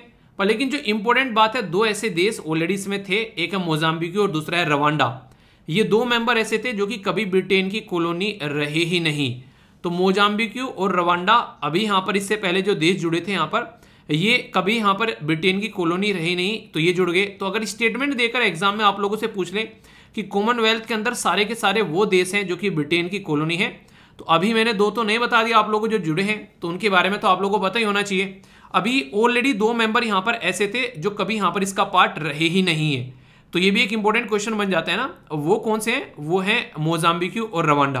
अभी इंपॉर्टेंट मुद्दा एक और यहाँ पर बनता है, वो क्या है, वो ये है कि यहाँ पर अगर बात करें आप लोग देखते हैं 53 मेंबर, तो इसका मतलब है कि कोई मेंबर यहाँ पर छोड़कर भी गया। जी हाँ, 2003 के अंदर में यहाँ पर एक मेंबर छोड़ के गया जिसका नाम है आयरलैंड। तो रिपब्लिक ऑफ आयरलैंड छोड़ के चला गया, तो यहाँ पर 52 मेंबर हो गए। अभी यहाँ पर 53 मेंबर बेसिकली जो कॉलोनी थे, ठीक है। अभी टोटल आप लोगों को देखने को मिलेंगे यहाँ पर कितने मेंबर हो गए, अभी 56 मेंबर आप लोगों को यहाँ पर देखने को मिलेंगे जो इनको सबको मिला दे। 56 में से अभी 4 मेंबर आप लोगों को ऐसे नजर आ जा रहे हैं जो कि यहाँ पर कभी भी जो है इसका पार्ट नहीं रहे, ठीक है। तो ये यानी कि ब्रिटेन की कॉलोनी कभी नहीं रहे, तो ये आप लोगों के लिए इंपॉर्टेंट है यहाँ पर। ये जो सेटअप किया गया आफ्टर सेकेंड वर्ल्ड वॉर, इसी के साथ में जो इंपॉर्टेंट आप लोगों को यहाँ पर देखने को मिलेगा, ये काफी इंटरेस्टिंग क्वेश्चन है यहाँ पर। नॉर्मल अगर हमारे देश का किसी और देश में जैसे कि एम्बेसी होती है तो हम लोग क्या बोलते हैं, उसको एम्बेसडर बोलते हैं। पर लेकिन ये देश एक दूसरे को फॉरेन कंट्री मानती ही नहीं है, ये ऐसे बोलते हैं कि भाईचारा है भाई साहब, घर के आदमी हम तो हम लोग इसके लिए कोई स्पेशल शब्द यूज कर लेंगे, तो एम्बेसडर न बोलकर हम लोग हाई कमिश्नर यूज कर लेंगे। तो कॉमनवेल्थ नेशन के लिए जो शब्द यूज किया जाता है वो हाई कमिश्नर यूज किया जाता है, पर लेकिन दूसरे देशों के लिए सबके लिए हम लोग एम्बेसडर यूज करते हैं, क्योंकि ये मानते हैं कि हम लोग कॉमनवेल्थ यानी कि एक दूसरे के साथ में मिलकर रह चुके हैं, हमारी कल्चर एक जैसी है, मिलजुल कर हम लोग काम करते हैं। और एक सिंबॉलिक हेड होते हैं यहाँ पर क्वीन एलिजाबेथ सेकंड। यहाँ पर अगर बात करें तो ये सिंबल की पोजीशन है, बस ऐसे कि नाम चारे के लिए है, ठीक है यार, हाँ मुझे भी मान लो, सके बेइज्जती करोगे, 200 साल तक हम तुम्हारे राजा रहे, हमने तुम्हारे ऊपर रूल किया है, तो थोड़ी तो इज्जत दो भाई साहब। आज के में जो इंग्लिश सीखने के लिए आप लोग परेशान रहते हैं वो हमारी देन है, तो थोड़ी तो इज्जत करो हमारी, कम से कम इंग्लिश में ही कर लो, हिंदी में ना करते हो। तो ये बात है आप लोग यहाँ पर इनकी देखने को मिलेगी। कॉमनवेल्थ नेशन ऑलरेडी अपना काम कर रहे हैं कि भाई साहब रीस्टोर करना है, जमीन को प्रोटेक्ट करने हैं, वो सही है, अपनी जगह लगे हुए हैं। पर लेकिन ऑलरेडी यूनाइटेड नेशन ने इसके ऊपर एक तरीके से लड़ाई छेड़ रखी है। 2021 में लड़ाई छेड़ी गई, 2030 तक ये चलेगी इनके हिसाब से, जिसमें इकोसिस्टम रिस्टोरेशन की बात कर रहे हैं, यानी कि जिस इन्वायरमेंट में हम लोग रहते हैं, जिसको हम लोग बर्बाद कर चुके हैं, उसको फिर से रीस्टोर करना है। तो यूएन का एक डेकेड यानी कि 10 सालों का ये एक्शन प्लान आप लोग यहाँ पर देखने को मिलेगा। तो यूनाइटेड नेशन इन्वायरमेंटल जो गोल है उसके ऊपर फोकस देने की बात की जा रही है, मिलकर काम करेंगे और रिवाइव करेंगे पूरी दुनिया को जो हम लोगों ने बर्बाद कर दिया है। ये बिल्कुल ऐसी है, पहले हम लोगों ने अपनी हेल्थ को बर्बाद कर लिया उल्टी सीधी चीजों में, और फिर हम लोग अपनी हेल्थ को सुधार रहे हैं, अब यहाँ पर उसके ऊपर लग करो, नहीं है। पहले पैसा कमाने के चक्कर में हेल्थ बर्बाद कर दी, अब हेल्थ कमा रहे हैं पैसे को बर्बाद कर करके। तो वो चीजें नॉर्मली आप लोगों ने देखा होगा। एक ऐसी ही ऑर्गेनाइजेशन यहाँ पर इसके साथ में भी आप लोग बात कर सकते हैं, ये है United Nation Educational Scientific and Culture Organization, जिसको यूनेस्को बोलते हैं। ये भी कल्चर और कनेक्टिविटी के बारे में बात करती है, एजुकेशन के बारे में बात करती है। तो ये यूनाइटेड नेशन की एक स्पेशलाइज एजेंसी है, पर लेकिन सारे मेंबर ऐसे नहीं है कि यूनेस्को के मेंबर सारे यूनाइटेड नेशन के मेंबर हैं। जैसे कुक आइलैंड हो गया, न्यू, और इसी के साथ में पैलेस्तीन, ये यहाँ पर आप लोगों को यूनेस्को का पार्ट देखने को मिलेंगे। इसका मोटो जो है वो है building peace in the mind of the man and the women, यानी कि जो इंसान धरती पर रहते हैं, इंसान उसके एक तरीके से शांति लेकर आनी है। जैसे अभी कई बार आप लोगों को देश के अंदर में हिंदू और मुस्लिम या फिर दूसरी कम्युनिटी के नाम पर हम लोग लड़ते हुए पाए जाते हैं, तो ये बात करते हैं कि इंसानों की तरीके से हम लोग को रहना है, तभी हम लोग शांति कर पाएंगे। फ्रांस पेरिस के अंदर आप लोगों को यहाँ पर इसका हेडक्वार्टर देखने को मिलेगा, और मेंबर कंट्री जो है वो है 195। तो ये यहाँ पर इंपॉर्टेंट है। इससे भी ज़्यादा इंपॉर्टेंट जो चीज़ है वो है यहाँ पर ये कि बनाया गया था 1945 में, और इसके ऊपर स्टार लगा लेना। ग्लोबल एजुकेशन मॉनिटरिंग जो रिपोर्ट है वो यहाँ पर यूनेस्को प्रस्तुत करता है, और जेंडर जो जेंडर प्रायोरिटी इंडेक्स है वो भी इसी के द्वारा प्रस्तुत किए जाते हैं। ये ऐसे क्वेश्चन है यार बड़ी ही फ्रिक्वेंटली एग्जाम में बनते हैं, फिर आप लोग बोलते हो यार ये तो देखा ही नहीं, पढ़ाई नहीं, सुनाई नहीं, आ कहाँ से गया। तो यहाँ से आ गया, थोड़ा सा भी ध्यान से सुनोगे तो एग्जाम में क्वेश्चन नहीं छूटने दूंगा। मैं ये देखूंगा कितना टकटकी लगाकर आप लोगों ने ये लेक्चर सुना है, क्योंकि यहाँ से पता चलेगा तो आप लोगों की टकटकी का। बोला गया है कि this was setup after the second world war 1949। यहाँ पर जो ब्रिटेन है वो क्लोज रिलेशन चाहता था उन कंट्रीज के जो इसकी कॉलोनी रहे हैं, यानी कि जो उसके एक तरीके से अंदर कभी उसने रूल किया है, ठीक है। इसका एम है प्रमोट करने के लिए डेमोक्रेसी, ह्यूमन राइट और वो सारी चीजें, शांति, जो मैंने अभी बताया, 4 आप लोगों को बताए थे। तीसरा बोला गया है those country are former British colony is eligible for the Commonwealth member, यानी कि फॉर्मर ब्रिटिश कॉलोनी ही यहाँ पर एलिजिबल है फॉर्मर मेंबर बनने के लिए। ए में बोला गया 1 and 2, बी बोला गया 2 and 3, सी बोला गया 1 and 3, डी बोला गया ऑल ऑफ द अबव। अब आप लोग इस क्वेश्चन का आंसर दीजिए, देखता हूं कौन कौन इसका सही आंसर देता है। आप लोगों का क्या राय है यहाँ पर अगर सही आंसर पूछ जाए तो ऐसी छोटी छोटी स्टेटमेंट्स भी आप लोग कई बार कंफ्यूजन में डाल देती है। तो अभी मैंने डिटेल में बताया कि अभी यहाँ पर कुछ मेंबर ऐसे हैं जो कि इसका पार्ट नहीं थे और वो भी इसका मेंबर बन चुके हैं, तो थर्ड स्टेटमेंट यहाँ पर गलत हो गई। आपको पता नहीं है ये कब बनाया गया, आपको ये नहीं पता है कि यहाँ पर इसके अंदर ये चाहिए, बस ये पता है कि यहाँ पर इंडिया, ये इसको आप लोगों को पता है इंडिया मेंबर है और कोई भी कंट्री यहाँ पर इसका मेंबर बन सकता है, ऐसा नहीं कि ब्रिटेन की कॉलोनी मेंबर बनेगा। अगर इतना भी आप लोग जानते हैं तो तीसरा गलत हो गया, और तीसरे का गलत होते ही आंसर आप लोग का ए हो गया। तो एलिमिनेशन मेथड अगर लगाने का मौका मिले तो इस तरीके से आप लोग एलिमिनेशन मेथड लगा सकते हैं। एक और यहाँ पर कन्वेंशन है जो कि कंप्लीट करा देता हूं, इसके ऊपर एक क्वेश्चन दूंगा, इसलिए ध्यान से सुनिएगा इस लोगों को। आप लोगों को बात की जा रही है यूएनसीसीडी, यानी कि United Nation Convention to Combat Desertification. तो डेजर्टिफिकेशन यानी कि जहां पर मरुस्थलीकरण है, यहाँ पर बंजर जमीन हो चुकी है, उसको टैकल करने की बात की जा रही है। तो यहाँ पर स्टैब्लिश किया गया था 1994 में। इसी के साथ में ये काफी इंपॉर्टेंट है यहाँ पर कि लीगली बाइंडिंग इंटरनेशनल एग्रीमेंट जो कि लिंक करता है इन्वायरमेंट डेवलपमेंट को और सस्टेनेबल लैंड मैनेजमेंट के बारे में यहाँ पर बात करते हैं। कैसी भी जमीन हो, एयर्ड, सेमी एयर्ड, इसी के साथ में ड्राई या फिर कैसी भी, यहाँ पर उसके ऊपर काम करता है एड्रेस करने के लिए। 2018 से लेकर 30 तक का इनका टारगेट है कुछ, और वो टारगेट क्या है कि रिस्टोर करना है यहाँ पर जो डिग्रेडेड लैंड है उसको एक अच्छी लैंड बनाना है, इंप्रूव करना है लाइवलीहुड्स मोर देन 1.3 बिलियन लोगों के लिए, रिड्यूस करना है इंपैक्ट ऑफ ड्रोथ यानी कि सूखे का, और वनरेबल जो पॉपुलेशन है उस एरिया में रहती है उनको बचाना है। तो ये यहाँ पर इसका काम है। अब आप लोगों ने ध्यान से सुना इसके बारे में। अब क्वेश्चन आप लोगों से पूछूंगा, देखता हूं कौन सही आंसर देता है इस पर्टिकुलर क्वेश्चन का, ठीक है। तो बात की जा रही है यूएनसीसीडी के बारे में। बोला गया कि स्टैब्लिश किया गया था 1994 में, ठीक है। तो यानी कि 1994 में यहाँ पर इसको स्टैब्लिश किया गया था। दूसरा बोला गया यहाँ पर ये कानूनी रूप से एकमात्र ऐसा जो इंटरनेशनल एग्रीमेंट है जो कि बाध्य है, यानी कि बाध्यकारी है, हर एक इंसान को मानना पड़ेगा। कन्वेंशन एड्रेस करता है यहाँ पर ये सारी चीजें, जो भी जमीन जिस तरीके मैंने बताई है, ये सारी चीजें यहाँ पर कवर करता है। सही आंसर क्या है? ए में बोला गया 1 and 2, बी बोला गया 2 and 3, सी बोला गया 1 and 3, डी बोला गया ऑल ऑफ द अबव। तो सारी की सारी स्टेटमेंट आप लोगों को यहाँ पर करेक्ट देखने को मिलेगी। तो इस तरीके से क्वेश्चन बनता है, ठीक है। एक क्वेश्चन आप लोगों से यूनेस्को के बारे में भी पूछ लेते हैं कई बार एग्जाम में, तो इसको भी आप लोग थोड़ा सा ध्यान से सुन सकते हैं। बोला जा रहा है इसका मोटो है building peace in the mind of the man and the women. दूसरा बोला गया जेंडर प्रायोरिटी इंडेक्स पब्लिश किया जाता है यूनेस्को के द्वारा। तीसरा बोला गया all member state are also eligible UNESCO के जो बेसिकली मेंबर बनने के लिए, ठीक है, यूएन के, यानी कि ऑल मेंबर जो है states are also member of the UNESCO, यानी कि सारे मेंबर हैं। तो अभी मैंने आप लोगों को बताया यहाँ पर ये लास्ट वाली स्टेटमेंट में स्पेशल फोकस दिया था, खासकर पैलेस्तीन जरूर याद रखिएगा, जिसको लेकर यूएसए और इजराइल काफी ज्यादा गुस्सा हो गए थे, ठीक है, और उन्होंने यूनेस्को को छोड़ दिया था। और ये सारी हरकतें किसके द्वारा की गई थी? ये डोनाल्ड ट्रंप साहब के द्वारा की गई थी, क्योंकि वो ये बोल रहे थे कि यहाँ पर जेरूसलम जो है वो यहाँ पर पार्ट है एक तरीके से, नहीं कि एक तरीके से इजराइल का, और उसी को सपोर्ट करे थे, और पैलेस्तीन को फुल मेंबरशिप दे दी थी यहाँ पर यूनेस्को के द्वारा 2011 में। तो उसको भी क्रिटिसाइज कर रहे थे, ये नहीं चाह रहे थे कि यहाँ पर ये इसका पार्ट बने, तो उसके चलते भी दिक्कत देखने को आप लोगों को मिल रही थी। जो 195 मेंबर यहाँ पर बोले जाते हैं वो नॉर्मली इंक्लूडिंग यूएसए और इजराइल आप लोगों को यहाँ पर देखने को मिलते हैं। इनकी आज की डेट में कोई आप लोगों से पूछ बैठे इसके मेंबर कितने हैं, तो आज की डेट में 193 मेंबर आप लोगों को बोलना है, ठीक है। क्योंकि अभी बताया मैंने यूएसए और इजराइल जो है उनको पसंद नहीं आया, उन्होंने कहा आथू हम तो बाहर निकलते हैं, तुम तो यार इजराइल को सपोर्ट करते हो, ठीक है। तो ये पैटर्न आप लोगों को यहाँ पर देखने को मिलेगा।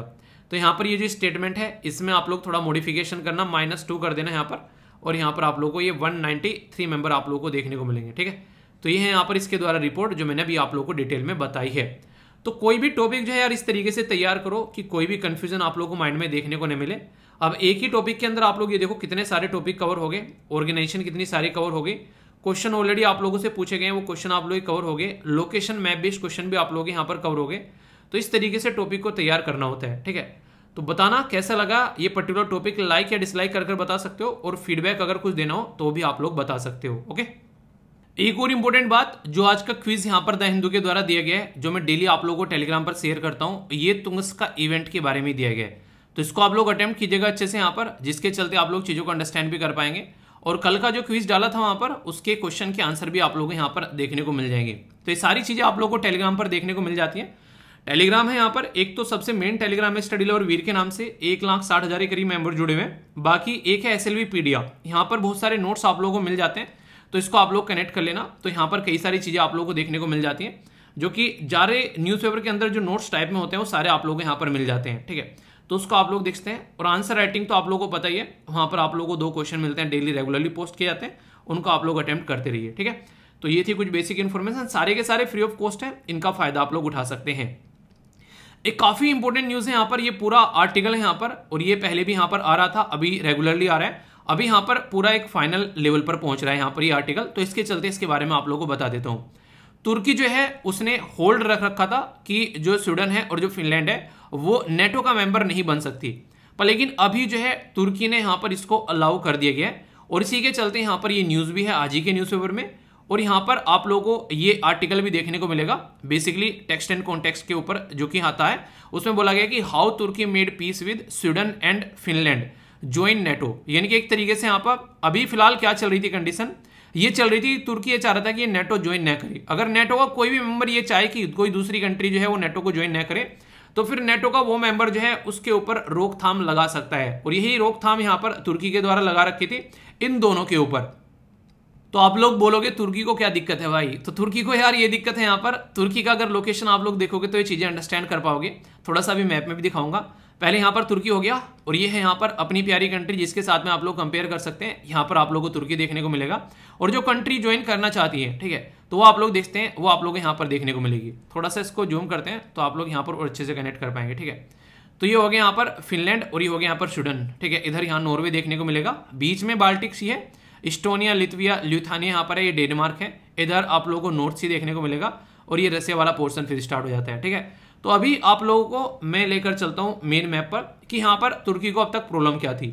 काफी पुराने समय की बात है, यहाँ पर सीरिया के अंदर युद्ध चला करते थे, काफी द्वंद्व युद्ध चला करते थे। जहां पर भी दुनिया में कोई भी दिक्कत देखने को नहीं मिलेगी, दिक्कत देखने को मिलेगी ना यार आप लोगों को, वहां पर यूएसए का कोई ना कोई कनेक्शन आप लोगों को नजर आएगा। तो यूएसए ने हमेशा हर कंट्री के साथ में कोई ना कोई बदतमीजी काटी है। ऐसे ही यहाँ पर भी बदतमीजी काटी गई थी। यहाँ पर बेसिकली रसिया के खिलाफ यहाँ पर लड़ रहा था यूएसए काफी लंबे समय से, ऐसा बोल सकते हैं। महाभारत बना हुआ था एक तरीके से सीरिया, एक साइड में यहाँ पर रसिया का ग्रुप था, एक साइड में यहाँ पर यूएसए का ग्रुप था। तो मतलब अपने ही जोन में चल रहे थे। पर लेकिन एक ग्रुप था यहाँ पर जो कि जिसको बोलते हैं नॉर्मली कुर्द मतलब एक तरीके से इनका नाम है कुर्द ग्रुप। ये कुर्द लोग यहाँ पर रहते हैं, ये जो एरिया आप लोगों को देखने को मिलता है। तो ये जो कुर्द ग्रुप है ये अपना कुर्दिस्तान बनाना चाहते हैं, इस पर्टिकुलर एरिया को अपने हिस्से में लेकर। जैसे अपनी कंट्री में आप लोग कई बार खालिस्तान बनाना है, नागाबड़ ग्रेटर नागालैंड बनाना है, ऐसे ही यहाँ पर ये अपना कुर्दिस्तान बनाना चाहते थे। ये कुर्दिस्तान बनाना चाहते हैं अर्मीनिया का थोड़ा सा रीजन लेकर, तुर्की का ये सारा रीजन लेकर, इसी के साथ में सीरिया का ये सारा रीजन लेकर, इराक का ये सारा रीजन लेकर, ईरान का ये वाला रीजन लेकर। तो इसके चलते यहाँ पर जो ये फिनलैंड और स्वीडन है ये हमेशा कुर्द कम्युनिटी को सपोर्ट करता था। तो यहाँ पर ये तुर्की का आधा रीजन यहाँ पर हड़पना चाहते थे, इसकी वजह से तुर्की के अंदर सिक्योरिटी भी नहीं रहती थी। तो यहाँ पर इसके चलते ये क्या कर रहे थे, ये यहाँ पर तुर्की ने इसको बोल दिया कि भाई साहब ये मेरी सिक्योरिटी के लिए हर्ट है, एक तरीके से दिक्कत क्रिएट कर रहे हैं, हम मुझे हर्ट कर रहे हैं, तो मैं इनको इसका मेंबर नहीं बनने दूंगा। पर लेकिन अभी यहाँ पर इनके दोनों के बीच में सुलह हो गई है। तो यहाँ पर तुर्की जो है अब यहाँ पर इनको अलाउ कर रहा है कि आप लोग जो है नेटो का मेंबर बन सकते हैं। नेटो क्या है? नेटो है एक ग्रुप जिसको बोलते हैं नॉर्थ अटलांटिक ट्रीटी ऑर्गेनाइजेशन।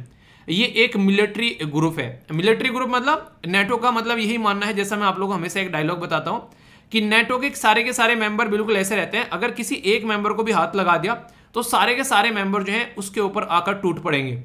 मतलब सीधे ये है कि वही एक डायलॉग जो मैं आप लोगों को बताता हूँ कि एक तरीके से एक कंडीशन है कि किसी भी मेंबर को हाथ लगा दिया तो ये समझो बाहुबली की तलवार को हाथ लगा दिया, तो वो सिचुएशन आप लोगों को यहाँ पर देखने को मिलेगी। तो आज की डेट में जो नेटो के टोटल मेंबर कितने, अगर मैं आप लोगों से पूछूं तो 30 मेंबर है, ठीक है। अभी क्वेश्चन आप लोगों को ये बताना है कि लेटेस्ट मेंबर अभी कौन सा जुड़ा है, इसका आंसर आप लोगों को देना है। अभी यूक्रेन को जुड़ाने की बात की जा रही थी जिसकी वजह से माहौल देखने को मिला। तो अभी यहाँ पर रसिया के द्वारा हालांकि बोला जा रहा है कि इसका खामियाजा भुगतना पड़ेगा आगे आने वाले टाइम में, जो यहाँ पर इनको कंट्री को दोनों को स्वीडन और फिनलैंड। हालांकि अभी रसिया की खस्ता हालत हो रखी है यहाँ पर, जैसा माहौल अभी आप लोगों को देखने को मिल रहा है। तो अभी ये 2 मेंबर यहाँ पर अगर और जुड़ जाते हैं जो कि एक प्रोसीजर में आ चुके हैं, तो नेटो के 32 मेंबर यहाँ पर हो जाएंगे। हालांकि एक टाइम ऐसा था यहाँ पर एक तरीके से जो क्या नाम है इसका, फ्रांस के जो प्रेसिडेंट थे वो बेसिकली ये बोल रहे थे कि आज की डेट में जो ये क्या यूक्रेन जो है, यूक्रेन को फिनलैंडाइजेशन फॉलो करना चाहिए, यानी कि जैसे फिनलैंड जो है रसिया के बॉर्डर के साथ में मिलते मिलते भी आज तक नेटो का पार्ट नहीं बना है, तो इसका पैटर्न फॉलो करना चाहिए। तो कहीं ना कहीं आप लोग बोल सकते हैं कि जो प्रेसिडेंट साहब है वो गलत सलाह दे रहे थे, क्योंकि फिनलैंड खुद ही नेटो का पार्ट बनने चला गया तो ये भी कंडीशन आप लोगों को देखने को मिलेगी। तो उसके ऊपर पूरा यहाँ पर ये पूरा मुद्दा निकल कर आ रहा है। तो देखते हैं अभी शांति कैसे यहाँ पर बना पाते हैं। सिचुएशन जो है वो काफी ज्यादा खराब है, और इसी के चलते जो मुद्दे निकल कर आ रहे हैं वो और भी ज्यादा इंपॉर्टेंट आप लोगों को देखने को मिलेंगे। जैसे कि अगर मैं आज ही के न्यूज आर्टिकल का इससे कनेक्टेड थोड़ा सा आप लोगों को न्यूज बताऊं, तो अभी कंडीशन यहाँ पर ये चल रही है कि जेलेंस्की साहब जो है वो ये बोल रहे हैं कि नेटो से मुझे और मनी दो। उनका ये मानना है कि मंथली बेसिस पर कम से कम 5 बिलियन उनको चाहिएगा, यानी कि हर महीने उनको 5 बिलियन चाहिए आर्म्स, हथियार वगैरह, अगर वो रसिया को टैकल करना चाहते हैं। और रसिया का मैंने आप लोगों को बताया था, रसिया ये बोल चुका है कि भाई साहब जब तक वो आकर घुटने नहीं टेकेगा ना मेरे सामने, तब तक उसको नहीं छोड़ूंगा मैं। तो अभी यहाँ पर देखते हैं क्या मुद्दा यहाँ पर हो सकता है। हालांकि यहाँ पर जैसा माहौल चल रहा है, कई सारे एक बच्चे कह रहे हैं कि सर जेलेंस्की को नोबेल प्राइज मिलना चाहिए, नोबेल पीस प्राइज।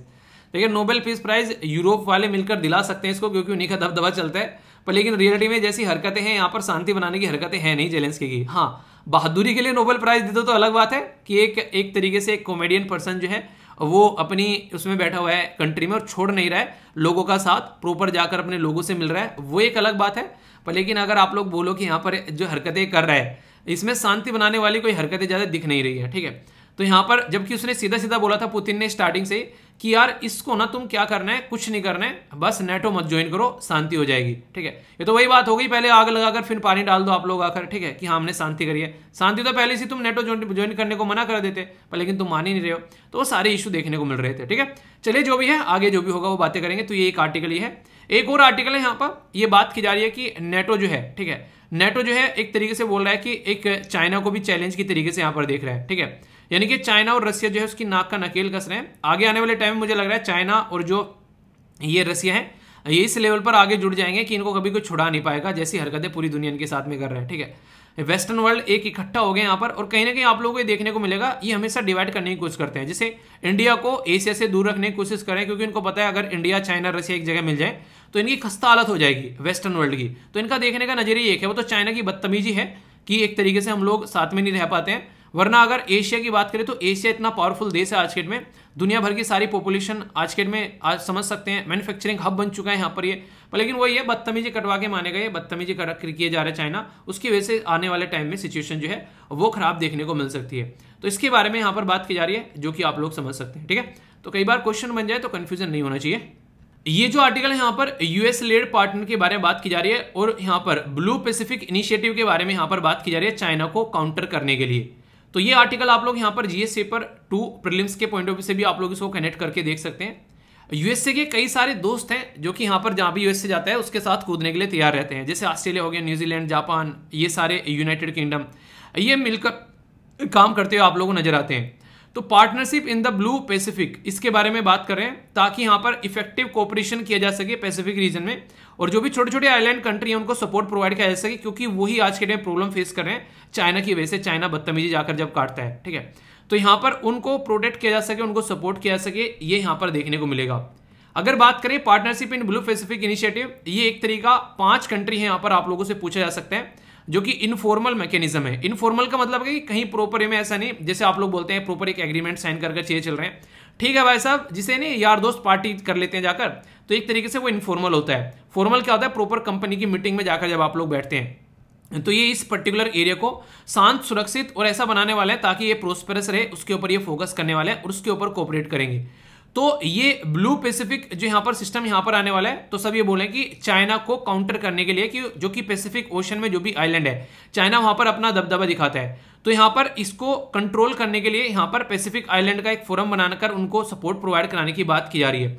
तो इसके चलते यहाँ पर ये डिलीवर करेंगे पैसिफिक को मोर इफेक्टिवली और एफिशिएंटली, और पैसिफिक रीजनलिज्म के बारे में बात की जा रही है ताकि कोई और आकर हरकतें ना कर सके वहां पर, और ये एक्सपेंड करेंगे यहाँ पर अपॉर्चुनिटी की, कोऑपरेट किया जाए पैसिफिक और वर्ल्ड के साथ में, ताकि चाइना यहाँ पर अपनी बदतमीजी न काट सके। तो 5 कंट्री का ग्रुप है यहाँ पर, ये याद रखिएगा। फिर से बता देता हूं, ऑस्ट्रेलिया, न्यूजीलैंड, जापान, यूके और ये है यूनाइटेड स्टेट ऑफ अमेरिका। ये यहाँ पर ये ग्रुप बनाने की बात कर रहा है, ठीक है। कहीं ना कहीं चाइना को टैकल करने की कोशिश कर रहा है, और ये रीजन कौन सा है, ये वही रीजन है जिसके बारे में मैंने आप लोगों को पढ़ाया भी था। जैसे कि आप लोगों को मैंने यहाँ पर माइक्रोनेशिया, मेलेनेशिया, इन सब के बारे में आप लोगों को बताया था, पोलिनेशिया, जो कि काफी इंपॉर्टेंट आप लोगों के लिए आर्टिकल बन जाता है कल को चल के अगर कोई क्वेश्चन पूछने लगे आप लोगों से, क्योंकि इस रीजन में अपना दबदबा दबाना चाहता है कौन, ये है सोलोमन आइलैंड को लेकर। चाइना ने अभी यहाँ पर अपना एक तरीके से नहीं काम धंधा भी स्टार्ट किया था, तो इसके चलते यहाँ पर चीजें देखने को मिल रही थी। तो ये पैसिफिक रीजन को शांत बनाए रखने के लिए जरूरी है कि मिलकर काम करें, तो उसी के बारे में यहाँ पर ये सारा मुद्दा निकल कर आ रहा है। इन्हीं एरिया को लेकर आप लोगों को मैंने सोलोमन आइलैंड के बारे में बताया। यहाँ पर अप्रैल के महीने में आर्टिकल काफी डिटेल में डिस्कस किया था हम लोगों ने कि ये सोलोमन आइलैंड जो है चाइना ने उसके साथ में सिक्योरिटी पैक्ट साइन किया, और वहां पर ये अपने हथियार, पुलिस वगैरह सब भेज सकता है, ठीक है। यूएसए जो है यहाँ पर, यूएसए के गुआम आइलैंड है इस पर्टिकुलर एरिया में, उसके ऊपर अपना कंट्रोल बना सकता है। ऑस्ट्रेलिया न्यूजीलैंड को अपने कंट्रोल में रख सकता है। ये चीज़ें देखने को मिली, तो इसकी वजह से काफ़ी सारी चीज़ें निकल कर आई और ये एक तरीके से काफ़ी गेम चेंजिंग भी इसको बोला जा रहा था। कई सारी सिचुएशन बोली गई। तो चाइना और यूएसए यहाँ पर आकर लड़ गए, क्योंकि ये जो रीजन है पेसिया, जो यहाँ पर पैसिफिक आइलैंड कंट्री है, तो इसके चलते यहाँ पर ये दिक्कतें सामने निकल कर आ रही थी। यानी कहने का मतलब ये कि आने वाले टाइम में दिक्कतें यहाँ पर देखने को मिल सकती है, जो यहाँ पर पैसिफिक जो आइलैंड कंट्री है इनके साथ में किस तरीके से कंडीशन रहती है। हमारी कंट्री के कैसे रिलेशन है इनके साथ में, इंडिया जो है वो काफ़ी अच्छे से इंटरेक्ट करते हैं यहाँ पर इस पर्टिकुलर एरिया के साथ में, क्योंकि हमारा बहुत बड़ा डायस्पोरा है। जैसे 40% जो फिजी पॉपुलेशन है वो इंडियन ओरिजिन की है। 3000 के करीब इंडियन जो है वो पपुआ न्यू गिनी में आप लोगों को देखने को मिलेंगे।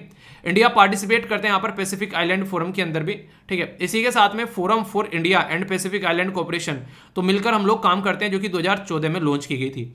तो ऐसे क्वेश्चन आप लोगों ने देखा होगा भी पूछे गए कि इंडिया किस किस का मेंबर है। तो आप लोगों को अगर पता हो इंडिया किस किस का मेंबर है, तो आप लोग ऐसे कई सारे क्वेश्चन सोल्व कर सकते हैं एग्जाम में, ये जरूर याद रखिएगा। एक क्वेश्चन भी यहाँ पर आप लोग देखते हैं, खासकर ये यहाँ पर चाइना से रिलेटेड 2015 में क्वेश्चन पूछा गया बीजिंग डिक्लेरेशन के बारे में। चाइना के अंदर जब बीजिंग डिक्लेरेशन हो उसके बारे में बात की जा रही है, तो ये पूछा जाता है किसके बारे में है यहाँ पर ये। तो ये आप लोग अटेम्प्ट कर सकते हैं कि किससे रिलेटेड है यहाँ पर ये, Shanghai Corporation Organization Asia Pacific से, या फिर वुमेन को एम्पावर करने से, या फिर यहाँ पर ईस्ट एशिया समिट से। तो ये एक डिफरेंट था यहाँ पर, ये इनमें से किसी के रिलेटेड नहीं है यहाँ पर, ये है किससे यहाँ पर, ये है बेसिकली वुमेन एम्पावरमेंट से। तो an agenda for women empowerment to एक तरीके से outcome of the world conference, जो कि यहाँ पर यूनाइटेड नेशन के द्वारा एक तरीके से कवर की गई। तो सी आंसर यहाँ पर हो गया। तो 4th वर्ल्ड कॉन्फ्रेंस जो वुमेन की हुई थी 1995 में, तो यहाँ पर ये बीजिंग कॉन्फ्रेंस के नाम से यहाँ पर जानी जाती है, जो कि आप लोग समझ सकते हैं, ठीक है।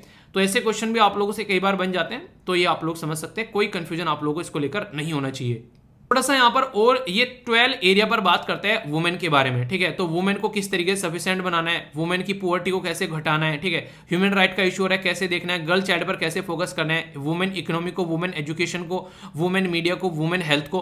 तो 12 ऐसी चीजें हैं जो वुमेन को इंपावर करने का ये काम करता है। तो ये आप लोग यहाँ पर समझ सकते हैं, ठीक है। क्वेश्चन अगर आप लोगों से पूछ ले, जैसे यूपीएससी ने अभी क्वेश्चन पूछे आप लोगों से, जहां पर एलिमिनेशन मेथड आप लोग लगाना बिल्कुल नहीं पा रहे थे, लगा नहीं पा रहे थे, तो आप लोग देखते हैं यहाँ पर बात की जा रही है माइक्रोनेशिया, ये किस किस के साथ में आप लोगों को कनेक्ट देखने को मिलेगा, मेलेनेशिया और पोलिनेशिया। तो यहाँ पर Micronesia Fiji island, Melanesia Marshall island, और यहाँ पर पोलिनेशिया है कुक आइलैंड, ठीक है। तो ये आप लोगों को मैच करना है, इसमें कौन सा सही से मैच है। तो सारा का सारा आंसर आप लोग यहाँ पर दिख जाएगा, घर बैठकर एक बार इसको देखेगा कि कौन सा सही है। और क्वेश्चन का आंसर अलग यहाँ पर दे रखा है, पर लेकिन फिर भी आप लोग खुद से एक बार इसको जाकर एक अच्छे से निहार लीजिएगा, आप लोग का मैप बेस्ड क्वेश्चन आप लोग का ये बन जाएगा, ठीक है। तो इसको आप लोग को अच्छे से कवर करना है, ओके। आगे चलते हैं, एक और क्वेश्चन यहाँ पर बात की जा रही है यहाँ पर कि partner in the blue Pacific, जैसे ऑर्गेनाइजेशन के बारे में पूछा गया कौन कौन मेंबर है। तो यूएसए, ऑस्ट्रेलिया, जापान, यूके, तो कौन मेंबर है यहाँ पर। तो अभी आप लोगों को डिटेल में बताया कि ये चारों के चारों आप लोगों को यहाँ पर मेंबर देखने को मिलेंगे। तो आंसर क्या हो गया, आंसर इसका डी हो गया। तो इस तरीके से आप लोगों को चीज समझनी है कि ऐसे ऐसे क्वेश्चन आप लोगों से पूछे जाते हैं, तो तैयारी ऐसी करो कि आप लोग हर तरीके से क्वेश्चन का आंसर दे सको। तो आप लोग यहाँ पर क्वेश्चन जो है यूपीएससी में पूछा गया भी हो गया और ये भी हो गया, तो टॉपिक को इस तरीके से तैयार करना है, ठीक है। फीडबैक जरूर दिया करो यार, इससे अच्छा लगता है कि आप लोगों को लाइक या डिसलाइक कर आप लोग बता सकते हैं कि हाँ वीडियो आप लोगों को किस तरीके की लग रही है, ठीक है। तो ये हो गई यहाँ पर बेसिक चीजें इसके बारे में। एक छोटा सा आर्टिकल है यहाँ पर प्रेस इन्फॉर्मेशन ब्यूरो यानी कि पीआईबी के अंदर कवर किया गया। यहाँ पर डाक कर्मयोगी प्लेटफॉर्म के बारे में यहाँ पर बात की जा रही है, जिसके बारे में आप लोगों से बातें करूंगा। डाक कर्मयोगी ई लर्निंग प्लेटफॉर्म है, लॉन्च किया गया यूनाइटेड मिशन जो यहाँ पर यूनियन मिनिस्टर है श्री अश्वनी के द्वारा यहाँ पर, इसके बारे में आप लोगों से मैं बात करूंगा, ठीक है। बेसिकली बात क्या की जा रही है, ये UPSC prelim GS paper 2 governance के बारे में अगर आप लोगों से पूछे तो आप लोग समझ सकते हैं। डाक विभाग आप लोगों ने नॉर्मली सुना होगा। अच्छा, आप लोगों से कितने ऐसा है कि आज के डेट में भी चिट्ठी आप लोग पुराने टाइम पे जो आती थी, आप लोगों ने कितने ऐसे लोग हैं जिन्होंने चिट्ठी पढ़ी है, चिट्ठी आते जाते आप लोगों ने पढ़ी है कि अच्छा चिट्ठी आती थी यहाँ, अच्छा ये आ गया, डाक ये आ गया। आज के डेट में तो ज्वाइनिंग लेटर वो सारी भी चीज़ें ऑनलाइन हो जाती हैं, हालांकि थोड़ा बहुत आप लोग देखते हैं, अब पासपोर्ट वगैरह आता है तो वो थोड़ा बहुत आप लोग देखते हैं, इस तरीके से कंडीशन है। तो यहाँ पर मिनिस्ट्री ऑफ कम्युनिकेशन के द्वारा लॉन्च किया गया डाक कर्मयोगी, ये ई लर्निंग प्लेटफॉर्म है जो कि डिपार्टमेंट ऑफ पोस्ट के अंदर आप लोगों को देखने को मिलेगा। ये यहाँ पर गुड परफॉर्मेंस जो भी एम्प्लॉय है यहाँ पर डिपार्टमेंट ऑफ पोस्ट के अंदर में, उसके बारे में बात करेगा। मेघदूत अवार्ड आप लोग जानते हैं, कंफर्म किया जाता है 8 डिफरेंट कैटेगरी में। मेघदूत अवार्ड जो है इंट्रोड्यूस किया गया था 1984 में, ये भी आप लोग याद रखते हैं। हाईएस्ट अवार्ड है डिपार्टमेंट ऑफ पोस्ट के अंदर में, ठीक है। नेशनल लेवल पर ओवरऑल परफॉर्मेंस यहाँ पर देखी जाती है। तो ये आप लोगों को याद रखना है। यानी कि मेघदूत प्रोग्राम के बारे, मेघदूत अवार्ड के बारे में पूछ ले तो एक तरीके मेघ यानी कि बादल, ठीक है, तो बादल की तरफ जाते हैं बेचारे, चाहे कोई भी कंडीशन क्यों ना हो, आप लोगों के घर तक आप लोगों की चीजें पहुंच जाती है, ठीक है। सबसे बड़ी बात यह है कि दुनिया में सबसे बड़ा नेटवर्क है इंडियन, अगर बात करें पोस्ट का, जो कि यहाँ पर आज के डेट में हम लोग बैंकिंग सिस्टम में कन्वर्ट कर पा रहे हैं। तो ये काफी बड़ी बात है अपने आप में। तो इसी के बारे में बात की जा रही है। डाक कर्मयोगी, इसको आप लोग देखते हैं, पोर्टल जो है वो डेवलप किया गया in house under the vision of mission Karmayogi. Mission Karmayogi क्या है, इसके ऊपर ऑलरेडी एग्जाम में क्वेश्चन पूछा गया था। मिशन कर्मयोगी यहां पर लॉन्च किया गया प्राइम मिनिस्टर मोदी साहब के द्वारा एक कॉन्सेप्ट, जिसमें मिनिमम गवर्नमेंट और मैक्सिमम गवर्नेंस का बात की गई थी। यानी कि कम से कम लोग होने चाहिए और यहां पर ज्यादा से ज्यादा रिजल्ट आना चाहिए। यानी कि ऐसा नहीं कि लोग भरे पड़े और काम नहीं कर रहे हैं। जैसे नहीं आप लोगों ने कई बार देखा होगा गांव में जो खेती की जाती है वो काम एक इंसान कर सकता है, पर लेकिन वहां पर कई सारे लोग उसके साथ में जुड़े रहते हैं। तो इस तरीके से आप लोग समझ सकते हैं, क्योंकि और जगह कोई काम मिल नहीं रहा है, ये सिचुएशन देखने को मिलती है। तो यहां पर government to citizen service provide कराने की बात की जाती है, ताकि कस्टमर सेटिस्फेक्शन यानी कि जनता का सेटिस्फेक्शन बढ़ाया जा सके। उस तरीके से यूनिफॉर्म स्टैंडर्ड होना चाहिए हर जगह, उसके ऊपर फोकस किया जाता है। तो इसी के चलते बेटर सर्विस अपग्रेड की जा सके एम्प्लॉय और जो ग्रामीण जो डाक सेवक है उनके लिए। तो ये इसका ऑब्जेक्टिव है। यहाँ पर कुछ बेसिक चीजें अगर आप लोगों से कोई पूछ बैठे तो इंडियन पोस्ट जो है इसके बारे में याद रखते हैं। इंडियन पोस्ट सेंट्रल पोस्टल जो सिस्टम है इन इंडिया, ये 1 अप्रैल 1854 में लॉन्च किया गया था। उस टाइम पर आप लोगों को ये बताना है कि इंडिया के अंदर वो ये एक तरीके से गवर्नर जनरल कौन थे, क्योंकि आप लोगों को पता है 1857 की क्रांति के बाद में यहाँ पर वॉइसराय आ गए थे, ठीक है। तो गवर्नर जनरल कौन थे बताना है। मिनिस्ट्री ऑफ कम्युनिकेशन के अंडर आते हैं यहाँ पर। आज के डेट में इंडिया जो है वो डिवाइड होता है 23 पोस्टल सर्किल के अंदर में, ठीक है, जिसको चीफ जो यहाँ पर पोस्ट मास्टर है वो हेड करते हैं। और आज के डेट में इंडिया जो है पोस्ट सर्विस प्रोवाइड कराता है कई तरीके से, आप लोग यहाँ पर देख सकते हैं, ठीक है। ये सारे एरिया लिखे हुए हैं। बाकी यहाँ पर 6 डिजिट का कोड मिलता है। अगर पोस्ट ऑफिस के बारे में बात करें, 15 अगस्त 1972 में यहाँ पर ये नंबर स्टार्ट किया गया था, जिसको पोस्टल इंडेक्स नंबर के नाम से भी जानते हैं, ठीक है। तो ये कुछ बेसिक चीजें यहाँ, कल को कोई पूछ बैठे इनके बारे में और फ्रीक्वेंटली छोटे छोटे क्वेश्चन बन जाते हैं कई बार छोटी छोटी स्कीम के बारे में, तो कंफ्यूजन नहीं होगा, तो आप लोग अच्छे से कनेक्ट कर पाएंगे। अब जो नेक्स्ट 2 आर्टिकल है वो आप लोग यहाँ पर महाराष्ट्र के बारे में देखने को मिलेंगे, एंटी डिफेक्शन लॉ के बारे में भी, और यहाँ पर ये आर्टिकल आप लोगों के देखने को मिलेंगे फ्लोर टेस्ट के बारे में भी। तो ये आर्टिकल को अच्छे से सुनिएगा, इनके ऊपर क्वेश्चन बनने के चांस है, क्योंकि जितना बवाल महाराष्ट्र के अंदर हो गया है तो आगे क्वेश्चन बन सकता है। तो बेसिक इन्फॉर्मेशन डिस्कस करूंगा करंट प्लस स्टैटिक के साथ में। फीडबैक जरूर दिया करो आर्टिकल देखने के बाद में, ताकि पता चलता रहे कि कैसे आप लोग इसको समझ पा रहे हैं। ओके, आज की डेट में महाराष्ट्र के बारे में अगर आप लोगों से बात करूं, महाराष्ट्र की जो कंडीशन है वो किसी से छुपी नहीं है। महाराष्ट्र के अंदर जो सिचुएशन अभी देखने को मिल रही है गवर्नमेंट को लेकर, उसके बारे में आप लोगों को सबको पता है कि एकनाथ शिंदे साहब जो हैं उसकी सपोर्ट में बहुत सारे लोग खड़े हो गए हैं, और बाकी बहुत सारे लोग जो हैं वो यहाँ पर शिवसेना के सपोर्ट में आप लोगों को देखने को मिलेंगे। तो ये वो सारी चीज़ें पॉलिटिक्स की हैं, वहाँ से आप लोगों के लिए एग्जाम में क्वेश्चन नहीं बनता है। अब मैं आप लोगों से वो बातें करूँगा जो कि कॉन्स्टिट्यूशनल एंगल आप लोगों को बताएंगे, जो कि आप लोगों से बताएंगे कि कल को चलकर अगर यहाँ पर फ्लोर टेस्ट होने लगे तो यहाँ पर उसका क्या मतलब होगा, फ्लोर टेस्ट कब कराया जाता है, और यहाँ पर क्या गवर्नर को कौन कौन सी पावर आप लोगों को देखने को मिलेगी। अगर कोई ऐसा इशू देखने को मिलता है तो गवर्नर की पावर से रिलेटेड भी आप लोगों की काफ़ी कुछ चीज़ें क्लियर हो जाएंगी। कुछ यहाँ पर जजमेंट भी आप लोगों को मैं बताऊंगा जो कोर्ट के जजमेंट है, जिसके साथ में आप लोग अच्छे से कनेक्ट कर पाएंगे। तो बहुत सारी ऐसे इंपॉर्टेंट फैक्ट हैं जो कि करंट प्लस एक स्टैटिक का मिक्सचर आप लोगों को देखने को मिलेगा, और एग्जाम के लिए तो बहुत ही ज़्यादा इंपॉर्टेंट आप लोगों के लिए होगा। तो एक एक पॉइंट जो है वो क्रिस्टल क्लियर करके आप लोगों को आगे बढ़ना है, ताकि कोई भी कंफ्यूजन आप लोगों के माइंड में न रहे, ठीक है। सबसे पहले ये टॉपिक कहां पर पूछा जाएगा, तो यूपीएससी प्रीलिम्स में भी आप लोगों से आराम से पूछा जा सकता है, गवर्नर की पावर और वो सब चीजें। इसी के साथ में पॉलिटी जो पूरा डिटेल में आप लोगों का टॉपिक कवर होता है, और आप लोगों को पता होगा पॉलिटी के सारे लेक्चर मैंने आप लोगों के कवर करा रखे हैं। तो अगर आप लोग चाहें तो पॉलिटी के लेक्चर जाकर देख सकते हैं, पॉलिटी बाय वीर सारा टोटल लक्ष्मीकांत आप लोग वहां पर कवर करा रखी है, कोई भी डाउट आप लोगों को नहीं होगा अगर इंटरेस्टेड हो। लक्ष्मीकांत की किताब पढ़ने से पहले अगर एक बार कोई इन वीडियो में को आप लोग निकल जाओगे ना, तो फिर आप लोगों को एक बिल्कुल ही आसान लगेगी कि आप वाह यार कितना मजा आ रहा है किताब पढ़ने में, ठीक है। और कई सारे बच्चे पूछते हैं सर लेक्चर देखने के बाद में किताब पढ़ना जरूरी है क्या? जी हाँ यार, एक बार कम से कम किताब में को गो थ्रू जरूर होना चाहिए, उससे आप लोगों के माइंड में वो चीज़ें लंबे समय तक याद रहेंगी। और जब इंसान खुद से पढ़ता है ना, तो वो एक अलग ही लेवल पर जाकर पढ़ाई करता है, क्योंकि वो और ज़्यादा अपने तरीके से चीज़ों को समझने की कोशिश करता है। टीचर का पढ़ाना और खुद से पढ़ने में डिफरेंस होता है। टीचर पढ़ाएगा वो एक अलग तरीके से पढ़ाएगा, पर जब खुद से पढ़ोगे हो सकता है टीचर ने कोई बात जो है वो तुमको लाइटली बता दी हो, टीचर को लगता हो कि ये बात तो तुमको पता ही होगी, या हो सकता है टीचर ने कोई बात बहुत ही ज़्यादा गहराई में जाकर बता दी हो और पता चला वो बात तुमको पता ही थी ऑलरेडी, ठीक है। तो बहुत सारे ऐसे इश्यूज देखने को मिलते हैं, तो इसलिए वहां पर एक बार खुद से भी आप लोगों को गो थ्रू होना चाहिए। ये सजेशन है, बाकी तो आप लोग करोगे अपने मन की। ठीक है। तो महाराष्ट्र के अंदर पॉलिटिकल क्राइसिस चल रहा है अभी, वहां पर गवर्नमेंट के बारे में वो सारी बातें आप लोग एक साइड में रख सकते हैं, पर लेकिन अभी मुद्दा क्या है वो मैं आप लोगों से यहाँ पर डिस्कस करूंगा काफी डिटेल में, एक एक पॉइंट के साथ में। ठीक है।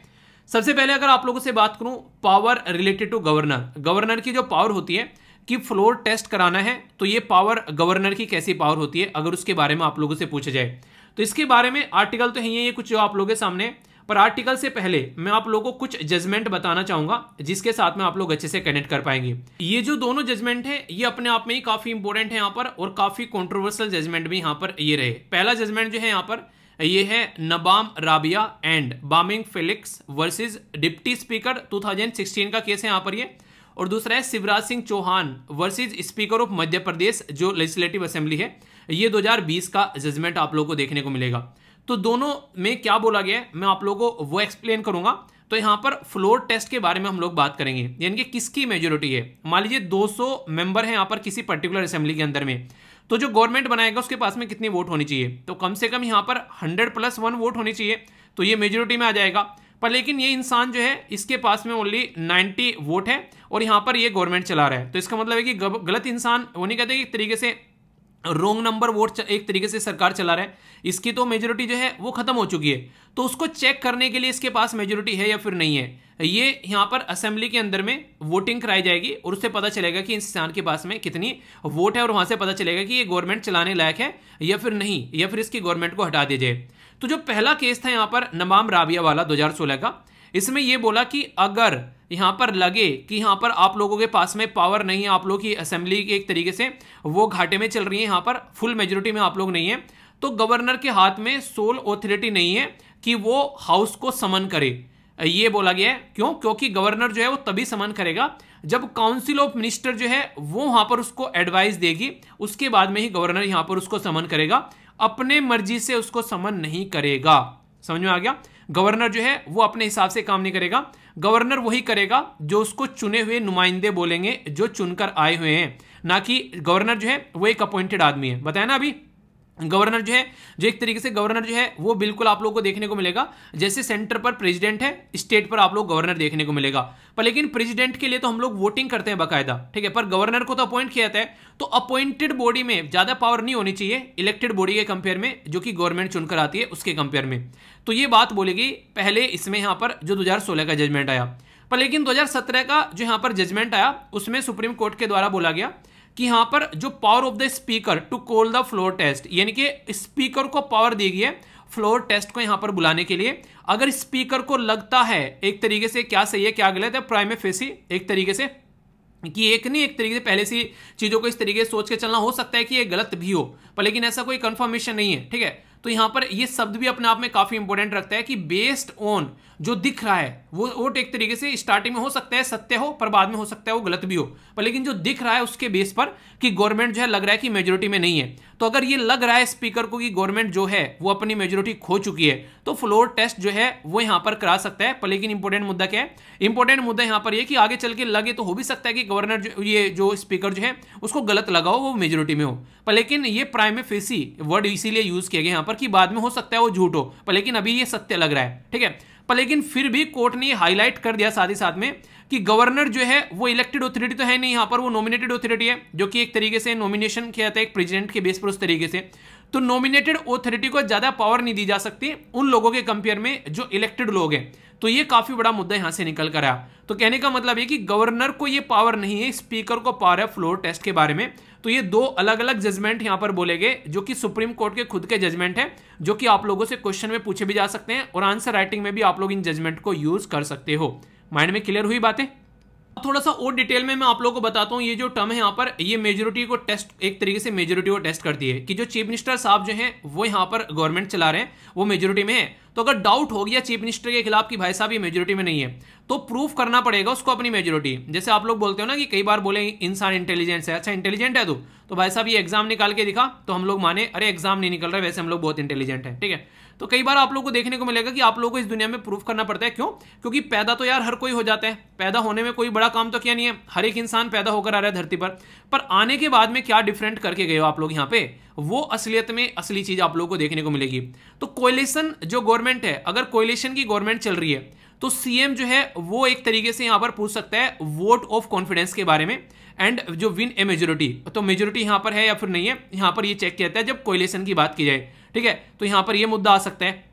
पर लेकिन यहां पर आप लोगों को देखने को मिलेगा जब एब्सेंट हो क्लियर मेजोरिटी, तो ये पूरा मुद्दा निकल कर आएगा in the absence of the clear majority, ठीक है। तो यहां पर जब मोर देन वन इंडिविजुअल जो है वो क्लेम करे कि हम गवर्नमेंट बना सकते हैं, हम गवर्नमेंट बना सकते हैं, तो यहां पर गवर्नर जो है वो स्पेशल सेशन बुला सकते हैं कि भाई साहब जो चाहता है कि वो गवर्नमेंट बना सकते हैं वो मेजोरिटी आकर दिखा दे अपनी यहां पर, ठीक है। यानी कि जब दो इंसान लड़ रहे हो कुत्ते बिल्ली की तरह कि भाई साहब हमारे पास है मेजोरिटी, हमारे पास है मेजोरिटी है, और यहां पर उस टाइम पर उसको चेक किया जा सकता है। इंटरेस्टिंग चीज क्या है यहां पर ये नहीं देखा जाएगा कि कौन यहां पर प्रेजेंट है, एक यहां पर ये नहीं देखा जाएगा कि कितने मेंबर हैं असेंबली के अंदर में, बस ये देखा जाएगा कि प्रेजेंट टाइम पर आकर वोटिंग कौन डाल रहा है यहां पर। यानी कि बोले वैसे कि क्लास में कितने स्टूडेंट हैं, क्लास में भाई साहब 500 स्टूडेंट है, पर लेकिन जब देखे तो पढ़ने कितने आए हुए हैं, ओनली यार 50 पढ़ने आए, तो ये 50 ही वोटिंग करेंगे, यहाँ पर इन्हीं की वोटिंग मानी जाएंगे। ऐसा नहीं कि 450 जो है घर पे बैठे हुए हैं और उनको भी हम लोग काउंट कर लेंगे, नहीं, उनको काउंट ही नहीं करेंगे हम लोग, ठीक है। तो यही बात यहाँ पर बोलेगी, नंबर जो है यहाँ पर वो कंसीडर किए जाएंगे only MLA who are present to the vote, यानी कि जो वोटिंग को प्रेजेंट थे वहां पर वोट कर रहे थे उन्हीं को यहाँ पर काउंट किया जाएगा। ये काफी इंपॉर्टेंट है यहाँ पर, ठीक है।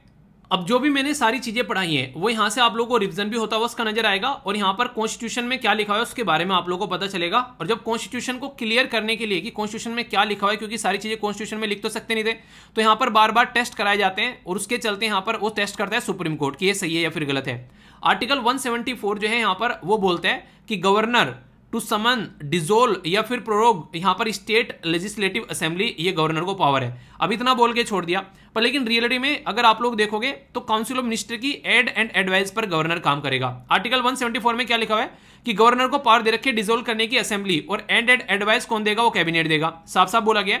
और गवर्नर अपना माइंड अप्लाई कर सकता है अगर उसको लगता है कि जो चीफ मिनिस्टर है वो डाउट है यहाँ पर उनकी मेजोरिटी में, तो गवर्नर भी अपनी दिमाग को यहाँ पर इस्तेमाल कर सकता है, ये बात यहाँ पर बोलेगी है। आर्टिकल 175 गवर्नर जो है वो समन कर सकता है हाउस को फ्लोर टेस्ट के लिए, गवर्नमेंट को यहाँ पर अपनी मेजोरिटी दिखाने के लिए, ये भी इंपॉर्टेंट है।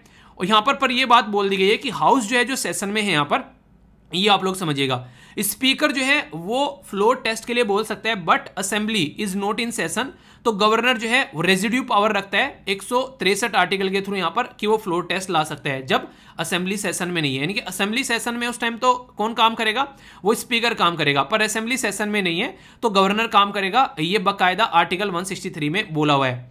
एक्शन अगर गवर्नर कोई ले रहा है तो उसका एक्शन जो है वो कोर्ट में चैलेंज किया जा सकता है। यानी कि गवर्नर अगर लगे कि दूध का धुला नहीं है, किसी के नहीं एक तरीके से फेवर में आकर काम कर रहा है, तो भाई साहब चेक करो किसके फेवर में आकर काम कर रहा है, क्योंकि ये जो है लोगों के विश्वास के ऊपर क्वेश्चन मार्क लगता है, क्योंकि लोगों ने चुनकर जनता को एक तरीके से गवर्नमेंट को भेजा, जनता ने चुनकर, तो उनके विश्वास पर क्वेश्चन मार्क नहीं लगना चाहिए। तो ये काफी इंपॉर्टेंट मुद्दा यहां पर हो जाता है, ठीक है। तो ये आर्टिकल काफी इंपॉर्टेंट है जो कि आप लोगों से डायरेक्ट एग्जाम में पूछे जा सकते हैं। फिर बार बार वही बात निकल कर आती है कि 163 के अंदर में गवर्नर को डिस्क्रिशनरी पावर दे रखी है, मतलब वो अपनी इच्छा से काम कर सकते हैं, ये यहां पर पावर गवर्नर को दे रखी है। तो बोला गया कि essentially limits any discretionary power of governor only case when the constitution, अगर संविधान के बारे में बात करें तो स्पेसिफाई गवर्नर मस्ट एक्ट, एक तरीके से अपना जो इंडिपेंडेंट माइंड यूज कर सकता है, पर लेकिन कब, जब आर्टिकल 174 यहां पर बोले कि यहां पर जो ऑलरेडी पावर में है उनकी जो पावर है वो एक तरीके से डिबेटेबल है, तब गवर्नर जो है वो अपनी ये यहां पर पावर यूज कर सकते हैं। यानी कि आर्टिकल 163 जो है वो गवर्नर तब यूज करेगा जब आर्टिकल 174 अप्लाई हो जाएगा कि हाँ डाउटेबल चीजें चल रही है। क्यों? क्योंकि अपोजिशन और गवर्नर जो है वो दोनों फ्लोर टेस्ट पर रिलाई करेंगे कि फ्लोर टेस्ट पे जाकर चेक करो मेजोरिटी है या नहीं है। और सबसे बड़ी बात यहां पर कोर्ट के अंदर कई बार यहां पर ये बातें पहुंची हैं कि भाई साहब डाउट लग रहा है, तो कोर्ट ये बोलता है जब आप लोगों को डाउट लगे तो सबसे पहले आप लोग उसको चेक कर लो ना, कि जब भी आप लोगों को अपॉर्चुनिटी मिले कि हाँ डाउट है फिर सारी चीजें सही चल रही है, तो उसको क्लियरली आप लोगों को वहां पर आकर चेक करना है ताकि आप लोग चीजों को ढंग से अंडरस्टैंड कर सको। तो ये बातें यहां पर बोली गई हैं डायरेक्ट।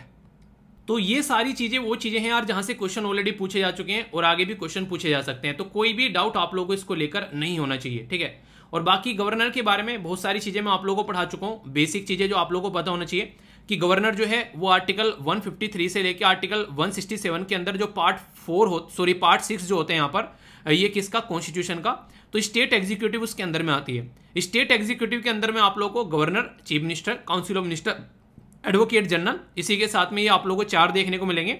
और गवर्नर जो है उसको इस तरीके से समझा जाता है जैसे यहाँ पर वाइस प्रेसिडेंट होते हैं, तो यहाँ पर कोई वाइस गवर्नर नहीं होता है यानी कि स्टेट के अंदर में, और वाइस प्रेसिडेंट होता है सेंटर में, पर लेकिन यहाँ पर नहीं होता है। गवर्नर जो होता है वो चीफ एग्जीक्यूटिव हेड होता है स्टेट का, यानी कि नाम पर गवर्नर के काम किए जाएंगे, पर लेकिन करेगा कौन, करेगा चीफ मिनिस्टर यहाँ पर। तो ये कुछ ऐसे मुद्दे हैं जो कि आप लोग यहाँ पर समझ सकते हैं। तो यानी कि बेसिक चीजें भी आप लोग याद रखिएगा, कई बार क्वेश्चन आप लोगों से पूछ ले आते हैं, तो इसको लेकर आप लोगों के माइंड में अगर कंफ्यूजन नहीं होगा तो चीजों को आप लोग अच्छे से कनेक्ट कर पाएंगे। आई होप कि आप लोगों के माइंड में इसको लेकर क्लैरिटी आई होगी। हाँ या ना, लाइक या डिसलाइक कर आप लोग बता सकते हैं, जहां भी डाउट हो तो आप लोगों को क्लियर करना है। ओके, और ये है एंटी डिफेक्शन लॉ के बारे में। तो इसके बारे में कई सारी बातें मैं आप लोगों से करूंगा, और यहां से काफी क्वेश्चन भी आप लोगों से पूछे जाते हैं। एक बात आप लोगों ने कई बार सुनी होगी कि आया राम और गया राम, तो ये आया राम और गया राम वाला जो फंडा है उसी के बारे में मैं आप लोगों से बातें करने वाला हूं। काफी डिटेल में कई सारी बातें हम लोग करेंगे, और ऑलरेडी आप लोगों से यहां से क्वेश्चन भी पूछा जाता है कि भाई साहब ये जो एंटी डिफेक्शन लॉ यानी कि विरोध का जो दल बदल कानून आप लोग लेकर आए थे, तो ये क्या अपना जिस पर्टिकुलर पर्पज से लाए थे वो पर्टिकुलर पर्पज साधता है, यानी कि जिस काम के लिए इसको लाया गया था वो काम कंप्लीट करता है या फिर नहीं। तो इसके ऊपर आप लोगों से क्वेश्चन पूछा जा सकता है। आप लोग बोलोगे यार ये बीच में एकदम कहां से न्यूज में आ गया, इसके बारे में कैसे बातें करने लगे, तो इसका बेसिक यार आप लोगों को देखने को मिलेगा। अभी यहाँ पर महाराष्ट्र के अंदर बड़ा ही रस्साकसी हो गई है। महाराष्ट्र की गवर्नमेंट जो बनाई गई थी वो बड़े ही, वो नहीं कहते, एक तरीके से एक जतन करके बनाई गई थी, यानी कि एक तरीके से चाम दाम दंड भेद लगा के बनाई गई थी, क्योंकि 288 सीटें हैं। तो 288 सीटें में अगर किसी को पावर में यहाँ पर आना है तो 144+1 सीट चाहिए, यानी कि एक तरीके से यहाँ पर अगर कोई भी पर्टिकुलर पर्सन जो है जो यहाँ पर गवर्नमेंट बनाना चाहता है तो उसको कम से कम यहाँ पर इतना काम करना पड़ेगा कि उसके पास में 144 सीटें हों, 144+1 यानी कि 145 सीटें हों। पर लेकिन यहाँ पर 145 सीट जो है वो यहाँ पर किसी के पास भी नहीं थी। सबसे ज्यादा सीट थी यहाँ पर बीजेपी के पास में 106 सीट। तो बीजेपी को तो किसी ने सपोर्ट किया नहीं, पर लेकिन यहाँ पर ये कुछ पॉलिटिकल पार्टी आपस में मिलकर जो है ये बैठ गई और इनके द्वारा यहाँ पर गठबंधन की सरकार बना ली। तो उदय ठाकरे साहब जो है वो चीफ मिनिस्टर बन गए, पर लेकिन अभी उनके द्वारा जो है वो चीफ मिनिस्टर का आवाज जो है वो खाली किया जा रहा था, उसके बारे में भी अभी आप लोगों से मैं बात करूंगा। पर इंपॉर्टेंट मुद्दा यहाँ पर यह कि अभी हुआ क्या वो आप लोग समझिए। यहाँ पर हमारी कंट्री में एक कानून है जिसको बोलते हैं एंटी डिफेक्शन लॉ। ये एंटी डिफेक्शन लॉ का मतलब क्या होता है, दल बदल कानून। ये बोलते हैं कि यार अगर कोई पॉलिटिकल पार्टी है, एक पॉलिटिकल पार्टी है जिसके अंदर मान लीजिए 55 यहाँ पर लोग हैं, जैसे कि शिवसेना के, ठीक है। अगर पॉलिटिकल पार्टी के 55 यहाँ पर लोग हैं, ये जो 55 लोग हैं यहाँ पर, अगर इन 55 लोगों में से हालांकि एक एक्सपायर्ड हो गया, अगर 56 आप लोग मान के चले, ठीक है, तो यहाँ पर ये बोलते हैं कि ये इंटरेस्टिंग पॉइंट है, थोड़ा सा ध्यान से सुनिएगा आप लोग, कंफ्यूजन ना हो। अगर इस पॉलिटिकल पार्टी के 2/3 मेंबर जो हैं वो टूट कर जाते हैं तो इसको एंटी डिफेक्शन की कैटेगरी में नहीं डालेंगे, यानी कि ये डिफेक्शन नहीं होगा। क्यों? क्योंकि ये समझो कि आधे से ज्यादा पार्टी चलेगी। मतलब क्या है, अगर किसी पॉलिटिकल पार्टी में टोटल मिलाकर अगर 21 लोग हैं, ठीक है, तो यहाँ पर 2/3 चले गए तो यहाँ पर एक तरीके से 7 या 21, यहाँ पर इस तरीके से आप लोग देख रहे हैं, यानी कि एक तरीके से 2/3 गए यहाँ पर, तो यानी कि 14 लोग जो हैं वो यहाँ से निकल कर चले गए, यानी कि 21 में से 14 लोग चले गए। तो ये पार्टी क्या हो गई, ये पार्टी एक तरीके से टूट गई है। पर लेकिन इसको यहाँ पर टूटना नहीं माना जाएगा, इसको एक तरीके से ये क्या होगा कि ये मर्जर की कैटेगरी में आएगा, क्योंकि दूसरी किसी पॉलिटिकल पार्टी में जाकर जुड़ सकती है। अब यहाँ पर एंटी डिफेक्शन लॉ नहीं लगेगा, तो ये एक ऐसी चीज है जो कि खतरनाक साबित हो सकती है शिवसेना के लिए। क्यों? क्योंकि शिवसेना का जो सिंबल है, शिवसेना की पॉलिटिकल पार्टी का जो नाम है, वो खतरे में पड़ सकता है अगर इतने सारे लोग जो हैं वो छोड़कर किसी और पॉलिटिकल पार्टी, या मिले या ना मिले अलग बात है, पता चला अपनी इंडिपेंडेंट पॉलिटिकल पार्टी बनाकर बैठ गए, तो यहाँ पर ये फिर जो है केस पहुंचेगा, तो उसमें देखना पड़ेगा कि कैसे चीजों को लेकर चलना है।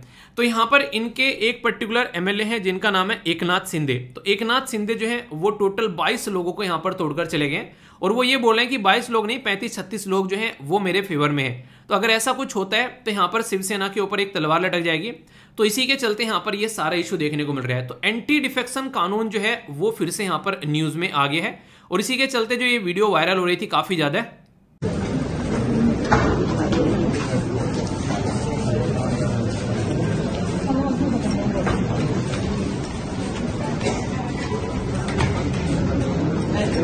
इस वीडियो में ये दिखाया गया चीफ मिनिस्टर साहब जो हैं वो अपना घर छोड़कर जो है वो निकल रहे हैं, यानी कि सामान जो है वो पैक कर रहे हैं। हालांकि अभी इसका कोई कंफर्मेशन नहीं है कि यहाँ पर क्या इशू है। पर लेकिन अभी जो फिलहाल मुद्दा है वो है एंटी डिफेक्शन लॉ। तो एंटी डिफेक्शन लॉ को आप लोग दल बदल कानून के नाम से भी यहाँ पर जानते हैं। तो इसके बारे में जो क्वेश्चन कई बार पूछे जा चुके हैं और ये एक एवरग्रीन टाइप का टॉपिक है यार। यहाँ पर एडिटोरियल भी आप लोग और भी कई सारे आएंगे तो आप लोग उसको और अच्छे से समझ पाएंगे। तो इसके बारे में मैं आप लोगों को डिटेल में बता देता हूँ ताकि कोई भी कंफ्यूजन अगर आप लोगों को देखने को न मिले और अच्छे से आप लोग इसको अंडरस्टैंड भी कर पाएं, क्योंकि कई बार ये न्यूज़ में रहता है, स्पीकर की पावर को लेकर भी न्यूज़ में रहता है और भी कई सारे इशू रहते हैं। तो एक एक कर बात आप लोग समझिएगा जिससे कि आप लोग समझ पाएं। सबसे पहले तो यहाँ पर आप लोग आयाराम गैराम क्यों बोलते हैं, क्योंकि एक पॉलिटिकल पार्टी को छोड़कर दूसरी पॉलिटिकल पार्टी में जाकर जुड़ जाना, वो भी किसके लिए, रोकड़ा, पैसा, मनी भाई के लिए, ठीक है। तो वो आप लोगों को नजर आएगा। तो इसके चलते यहाँ पर 1985 में राजीव गांधी जी के द्वारा सोचा गया यार ये तो बड़ी दिक्कत हो रही है, आज की डेट में पॉलिटिकल पार्टी के जो मेंबर है इधर उधर पहुंच जाते हैं, पैसे का नाम लेती तो दिक्कत क्रिएट हो जाती है। तो यहाँ पर इनके चलते ये 10वां शेड्यूल जो था वो ऐड किया गया हमारी कंट्री के जो शेड्यूल है उसमें, और बोला गया कि एंटी डिफेक्शन लॉ है ये, कि कल को कोई टूट कर जाएगा तो उसको बर्खास्त किया जाएगा। और ये दोनों के लिए है, ये हमारे जो मेंबर ऑफ पार्लियामेंट होते हैं यानी कि जो सांसद होते हैं और मेंबर ऑफ लेजिस्लेटिव असेंबली जो विधायक होते हैं, दोनों के ऊपर इसको इंप्लीमेंट किया जाएगा। ये आर्टिकल 102 वो तो मेंबर ऑफ पार्लियामेंट सांसद पर लगेगा और आर्टिकल 191 जो होगा ये एमएलए यानी कि विधायक साहब पर लगेगा अगर वो छोड़कर जाएंगे। तो यहाँ पर क्या क्या कंडीशन बन सकती है, तो टोटल मिलाकर ये 4 कंडीशन है जिसके बेस पर यहाँ पर इंसान को जो है वो यहाँ से निकाला जा सकता है। और 2 कंडीशन यहाँ पर ऐसी है जो कि एक्सेप्शन दिए गए यानी कि अपवाद दिए गए, ये 2 कंडीशन। तो पहली कंडीशन तो यहाँ पर ये, अगर इंडिपेंडेंट कैंडिडेट यानी कि किसी पॉलिटिकल पार्टी का पार्ट नहीं है, उसने इंडिपेंडेंट इलेक्शन लड़े थे, ठीक है। जैसे मैं बोलूँ कि मैं किसी पॉलिटिकल पार्टी का पार्ट नहीं हूँ और मैं इंडिपेंडेंट इलेक्शन लड़ता हूँ और मैं जीत कर आ गया और बाद में चलकर कोई पॉलिटिकल पार्टी ज्वाइन कर ली, तो उसके ऊपर लगेगा। क्यों? क्योंकि एक स्टेबिलिटी बिगाड़ देता है। कई बार पता चला 15-20 इंडिपेंडेंट कैंडिडेट उन्हें जाकर कोई पॉलिटिकल पार्टी ज्वाइन कर ली, वो पहले माइनॉरिटी में थी अब मेजोरिटी में होगी, वो बोलेगा अब मुझे गवर्नमेंट बनाने दो। तो ऐसी चीजें आप लोगों को देखने को मिल सकती है। तो यानी कि स्टेबिलिटी लाने का काम किया गया इस कानून के द्वारा, ना कि जो एक अनस्टेबल गवर्नमेंट थी, क्योंकि अनस्टेबल गवर्नमेंट से जनता को दिक्कत थी। अगर कल को चलकर उन्होंने वोट दी, किसी और को जाकर जुड़ गए किसी और में, पता चला नहीं मेजोरिटी हो पाए तो गवर्नमेंट गिर गई और फिर से इलेक्शन हो रहे हैं, तो पैसा किस में लगेगा इलेक्शन का? जनता का। तो इसलिए हर एक तरीके से जनता को दिक्कत होगी, ठीक है। नॉमिनेटेड जो मेंबर है यहाँ पर अगर बात करें, वो पॉलिटिकल पार्टी ज्वाइन कर ले अगर 6 महीने के बाद में, तो दिक्कत होगी, तो उसको भी बर्खास्त किया जाएगा।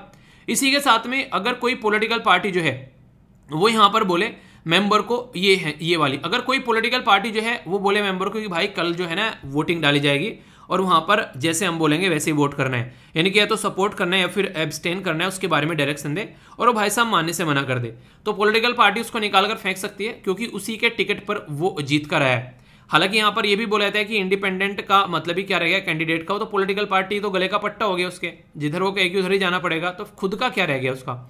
कोई अगर पर्टिकुलर पर्सन जो है वो अपने आप भी छोड़ सकता है, ठीक है, वॉलेंट्री छोड़ दे कि मुझे पसंद ही नहीं आ रही ये चीज़ यार, जिधर को पॉलिटिकल पार्टी बोलती है उधर को जाना पड़ता है, तो ये चीज़ मुझे पसंद नहीं आई, और वही कपिल शर्मा वाली बात, आथू हम लोग इसको छोड़ रहे हैं, ठीक है, पॉलिटिक्स हमारी पसंद नहीं आई, ठीक है, तो कोई खुद से भी छोड़कर जा सकता है। पर लेकिन 2 जगह छूट है यहाँ पर, अगर 2/3 यहाँ पर, अगर यहाँ पर 2/3 यानी कि 2/3 लोग जो है वो छोड़कर जा रहे हैं, तो इसका मतलब ये हो गया कि फिर ये डिफेक्शन नहीं, इसको मर्जर बोल दिया गया, तो ये एक तरीके से डिफेक्शन की कैटेगरी में नहीं आएगा। दूसरा, अगर कोई स्पीकर, जैसे लोकसभा के अंदर स्पीकर होता है, राज्यसभा के अंदर चेयरमैन, ऐसे लेजिस्लेटिव असेंबली के अंदर स्पीकर होता है और काउंसिल के अंदर चेयरमैन होता है, अगर ये अपनी पॉलिटिकल पार्टी से रिजाइन देते हैं तो इसको इसकी कैटेगरी में, डिफेक्शन की कैटेगरी में नहीं माना जाएगा। आप लोग बोलोगे क्यों? तो इसका सीधा सीधा रीजन ये है कि जब भी कोई बैठता है स्पीकर जो अपनी पर्टिकुलर चेयर पर, तो उसके सामने अपोजिशन भी बैठी होती है और गवर्नमेंट भी बैठी होती है, तो वो दोनों के लिए न्यूट्रल काम करे। अगर वो अपनी पोस्ट को छोड़ देता है तो ये एक अच्छी बात मानी जाती है। बल्कि अगर यूके के अंदर आप लोग जाओगे तो यूके में तो इस चीज को सपोर्ट किया जाता है कि अगर कोई ऐसे पॉलिटिकल पार्टी अपनी छोड़ देता है तो उसकी सीट जो है वो फिक्स कर दी जाती है कि अगली बार भी उस पर कोई इलेक्शन नहीं लड़ पाएगा, ताकि इंडिपेंडेंट तरीके से स्पीकर जो है वो अपना काम कर सके। रीजन क्या है? अगर कोई भी डिस्क्वालीफाई होता है तो वहां पर स्पीकर को पावर दे रखी है, जो कि प्रिजाइडिंग ऑफिसर होता है, कि वो डिसाइड करेगा ये डिस्क्वालीफाई है या फिर डिस्क्वालीफाई नहीं है। तो इसको लेकर कई बार इशू हो जाते हैं कि स्पीकर जो होता है वो एक पॉलिटिकल पार्टी का होता है, तो वो डिसीजन ही नहीं लेता है भाई साहब, वो वहीं पर उसको रोक के बैठ जाता है, वो डिस्क्वालीफाई नहीं करता है। तो कई बार ऐसे इशू बनते हैं जिसके चलते दिक्कत निकल कर आती है। तो ये भी एक काफी बड़ा मुद्दा होता है जब डिस्क्वालिफिकेशन के बारे में बात करते हैं। तो याद रखिएगा, ये प्रिजाइडिंग ऑफिसर स्पीकर को इससे रिलेटेड पावर यहां पर दे रखी है। तो यहां से कई क्वेश्चन आप लोगों के बनते हैं, वो भी कई बार। एक छोटा सा क्वेश्चन मुझे याद आ गया, जो मुझे लग रहा है शायद हरियाणा पीसीएस या फिर शायद उत्तर प्रदेश पीसीएस के अंदर पूछा गया। एग्जैक्टली मुझे पेपर का नाम याद नहीं आ रहा है, पर मैं डिस्कस कर चुका हूं आप लोगों से ऑलरेडी। फिर से क्वेश्चन यहां पर बन सकता है। अभी यहां पर आप लोगों को क्वेश्चन बताया और उसमें स्टेटमेंट भी दे रखी थी। मैंने बोला था बहुत ही अच्छा क्वेश्चन बनाया गया। वो क्वेश्चन यूपीएससी के लेवल का बना रखा था स्टेट पीसीएस ने। उसमें यहां पर क्या था, वैसे तो एंटी डिफेक्शन लॉ वो है, वो 52वां संविधान में संशोधन किया गया 1985, तो ये आप लोगों को पता है। पर लेकिन एक और यहां पर संशोधन इसके साथ में कनेक्ट है, याद रखिएगा, वो है 91st कॉन्स्टिट्यूशन अमेंडमेंट किया गया था 2003 में। वो क्या है, ये जो आज की डेट में आप लोगों को 2/3 बोल रहा हूं, पहले यहां पर ये 1/3 हुआ करता था, तो ये 1/3 को चेंज कर 2/3 किया गया। ये 91st कॉन्स्टिट्यूशन अमेंडमेंट किया गया था 2003 में, उससे यहां पर इसको निकाल कर लेकर आया गया। तो ये एक इंपॉर्टेंट पॉइंट है जो कि आप लोगों को याद रखना है। बल्कि एक बात मैं आप लोगों को यहां पर बताना चाहूंगा, जब हमारे देश में संविधान बनाया जा रहा था, ड्राफ्टिंग कमेटी के चेयरमैन थे भीमराव अंबेडकर जी। उस टाइम पर भी यहां पर इन मुद्दों के ऊपर डिबेट और डिस्कशन हुआ। तो यहां पर यह रहा कि हम लोग के कंट्री के अंदर में प्रेसिडेंशियल फॉर्म या गवर्नमेंट आनी चाहिए या फिर पार्लियामेंट्री सिस्टम आना चाहिए। तो उस पर जब पूरा डिबेट डिस्कशन हुआ तो ये लगा कि प्रेसिडेंट की जो गवर्नमेंट होती है उसमें प्रेसिडेंट जो रहता है वो ज्यादा अकाउंटेबल नहीं रहता है। क्यों? क्योंकि वो बाहर से अपने लोगों को चुनता है सबको, वो एक तरीके से अपनी खुद की एक पावर रखता है और 4 साल तक पावर में आ जाता है, उसको कोई टच नहीं कर सकता फिर। पर लेकिन इंडिया के अंदर पार्लियामेंट्री फॉर्म गवर्नमेंट है, अगर मेजोरिटी नहीं रहेगी तो वो टूट जाएगी। तो यहां पर एक तो अकाउंटेबिलिटी की ज्यादा बात आ गई कि ठीक है पार्लियामेंट बनाएंगे, वो अकाउंटेबिलिटी ज्यादा रहेगी लोगों को लेकर। और दूसरी जब स्टेबिलिटी की बात आई तो यहां पर एंटी डिफेक्शन लॉ जो है वो बोला गया कि आगे चलकर स्टेबिलिटी लेकर आएगा। तो यानी कि पार्लियामेंट्री फॉर्म गवर्नमेंट लाई गई, पर लेकिन रियलिटी में स्टेबिलिटी उसके अंदर इतनी देखने को नहीं मिली जितनी होनी चाहिए थी, और वो हो गई हमारी जो पॉलिटिशियन है उनका लालच। तो नहीं कहते लालच बहुत बड़ा दुर्गुण है, पर लेकिन हमारे पॉलिटिशियन में लालच जो है वो पैसों का आज अब फिलहाल के टाइम पर तो कुछ ज्यादा ही हो गया। खरीद फरोख्त इतनी ज्यादा हो गई है जैसे सब्जी मंडी में कोई सामान खरीद रहा हो, बेच रहा हो, तो इसकी वजह से इश्यू देखने को मिलते हैं और बाद में प्रॉब्लम जनता को होती है। तो ये पूरा एक आर्टिकल था जो कि यहाँ पर हिंदू के द्वारा कवर किया गया एंटी डिफेक्शन लॉ के बारे में। ठीक है, तो पूरा मैंने आप लोगों को डिटेल में एक्सप्लेन कर दिया, इसकी बातें बता दी, और एक आंसर राइटिंग का क्वेश्चन भी है जो कि मैं पोस्ट करूंगा। ठीक है, टेलीग्राम पर डेली 2 क्वेश्चन मैं पोस्ट करता हूं। एक तो पोस्ट करता हूं जो आज का ही डिस्कशन होता है, और एक पोस्ट करता हूं जो यूपीएससी में पुराने क्वेश्चन पूछे जा चुके हैं। पुराने क्वेश्चन में अभी हम लोग आप लोगों ने देखा होगा 2021 के क्वेश्चन में आप लोगों को वहां पर दे रहा हूं, और बाकी आप लोगों जो भी पीछे चलते रहेंगे वो आप लोगों के सामने आता रहेगा।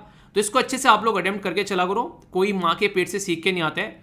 ये तो मैंने कवर करी ले कि उद्धव ठाकरे साहब के द्वारा जो है रेजिग्नेशन दे दिया गया है। पाकिस्तान के बारे में बात की यहाँ पर कि जो अभी दिक्कत देखने को मिली उदयपुर में पाकिस्तान से रिलेटेड है। जीएसटी हाइक कर दी गई है कई सारे आइटम्स के ऊपर। ये गुड्स एंड सर्विसेज है जिसमें यहाँ पर ये है जीएसटी इसके ऊपर बढ़ा दी गई है, जिसमें आप लोगों को एजुकेशनल जो इंस्टीट्यूशन है उसके ऊपर भी जो 12% जीएसटी लगती थी अब वो 18% जीएसटी लगेगी। यानी कि फीस जो है आप लोगों की और ज़्यादा महंगी हुई होती है आप लोगों को नजर आएगी।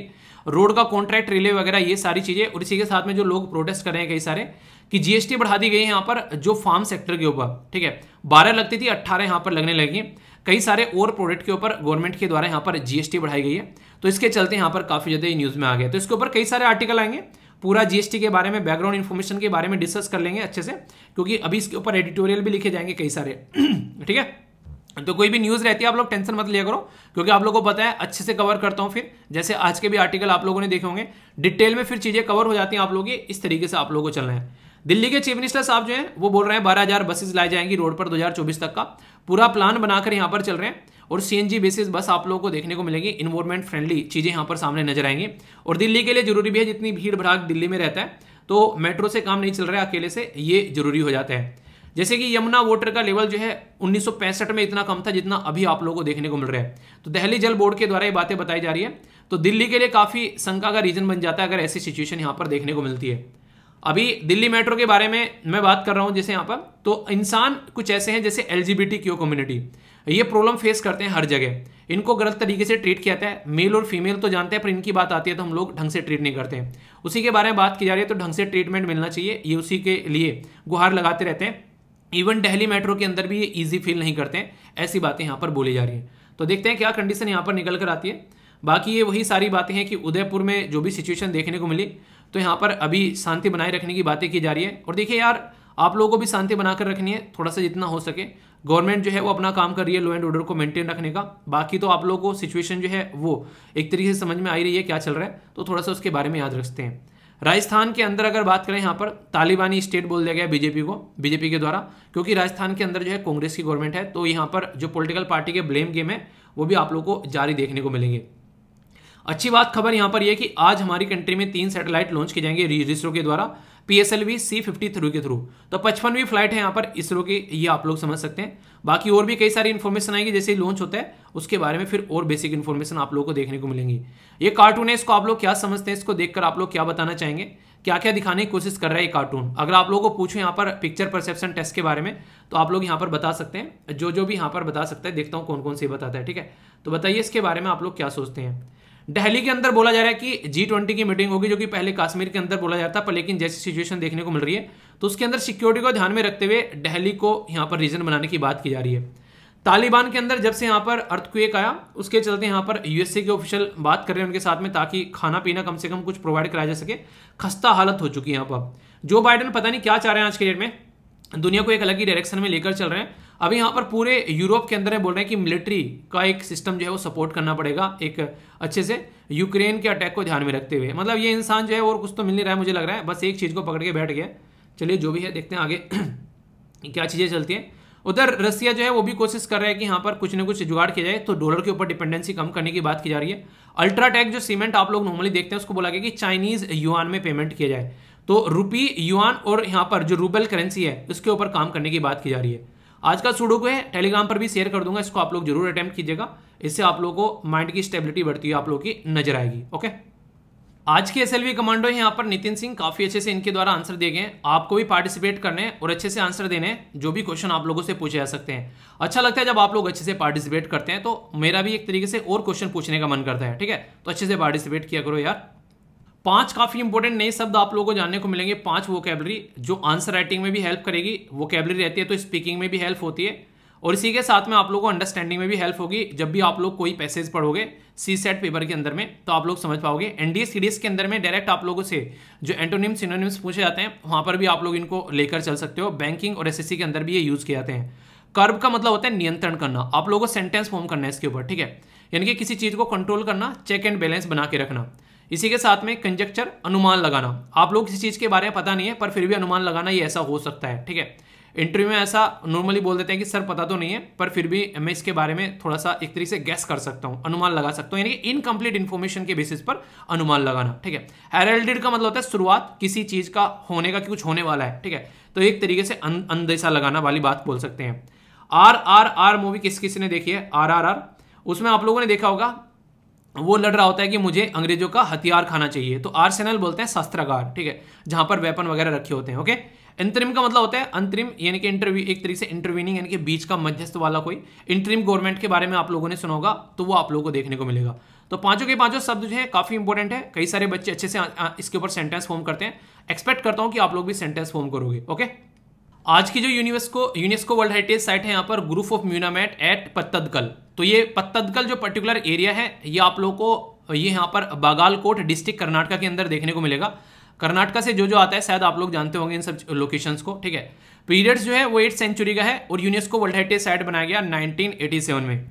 ये काफी इंपॉर्टेंट है। 9 टेम्पल्स और यहाँ पर जैन सेंचुरीज आप लोग को देखने को मिलेगी, यानी कि हिंदू और जैन कम्युनिटी का मिक्सचर यहाँ पर आप लोग को नजर आएगा नॉर्दर्न कर्नाटका के अंदर में। तो एक तो सबसे इंपॉर्टेंट बात ये है, ये यहाँ पर कहीं ना कहीं चालुक्य डायनेस्टी में खासकर 6 से लेके 8th सेंचुरी तक यहाँ पर अहोल, बादामी और इसी के साथ में ये पत्तदकल जो यहाँ पर ये हुए, और आगे चलकर इसको यहाँ पर क्राउन रूबीज के नाम से भी जाना गया। तो क्राउन रूबीज के नाम से अगर बात करें, तो यहाँ पर आप लोगों से कोई पूछे तो ये आप लोग बोल सकते हैं इस पर्टिकुलर एरिया के बारे में, ठीक है। तो इंपॉर्टेंट है, कई बार क्वेश्चन आप लोगों से बन जाता है, तो कंफ्यूजन नहीं होना चाहिए। कोई भी कंफ्यूजन हो तो बताना दूर, उसको दूर किया जाएगा। बाकी आज का डिस्कशन कैसा लगा जरूर बताना यार, फीडबैक जरूर देना, और PDF यहां से जाकर डाउनलोड कर लेना। एक बार रिकॉल जरूर करना जो भी हम लोगों ने डिस्कस किया है, और इसी के साथ में आप लोग अगर जितना चीजों को रिकॉल करोगे लंबे समय तक याद रख पाओगे। आसपास सफाई रखो, पानी और पेड़ पौधों को सेव करो, पॉलिथीन और प्लास्टिक बैग वगैरह बिल्कुल भी यूज नहीं करना है, ठीक है। तो नेक्स्ट लेक्चर में मिलता हूं। बड़ों को नमस्ते, छोटों को प्यार, छोटी सी लाइफ है एंजॉय करार। मिलता हूं नेक्स्ट लेक्चर में, तब तक के लिए जय हिंद।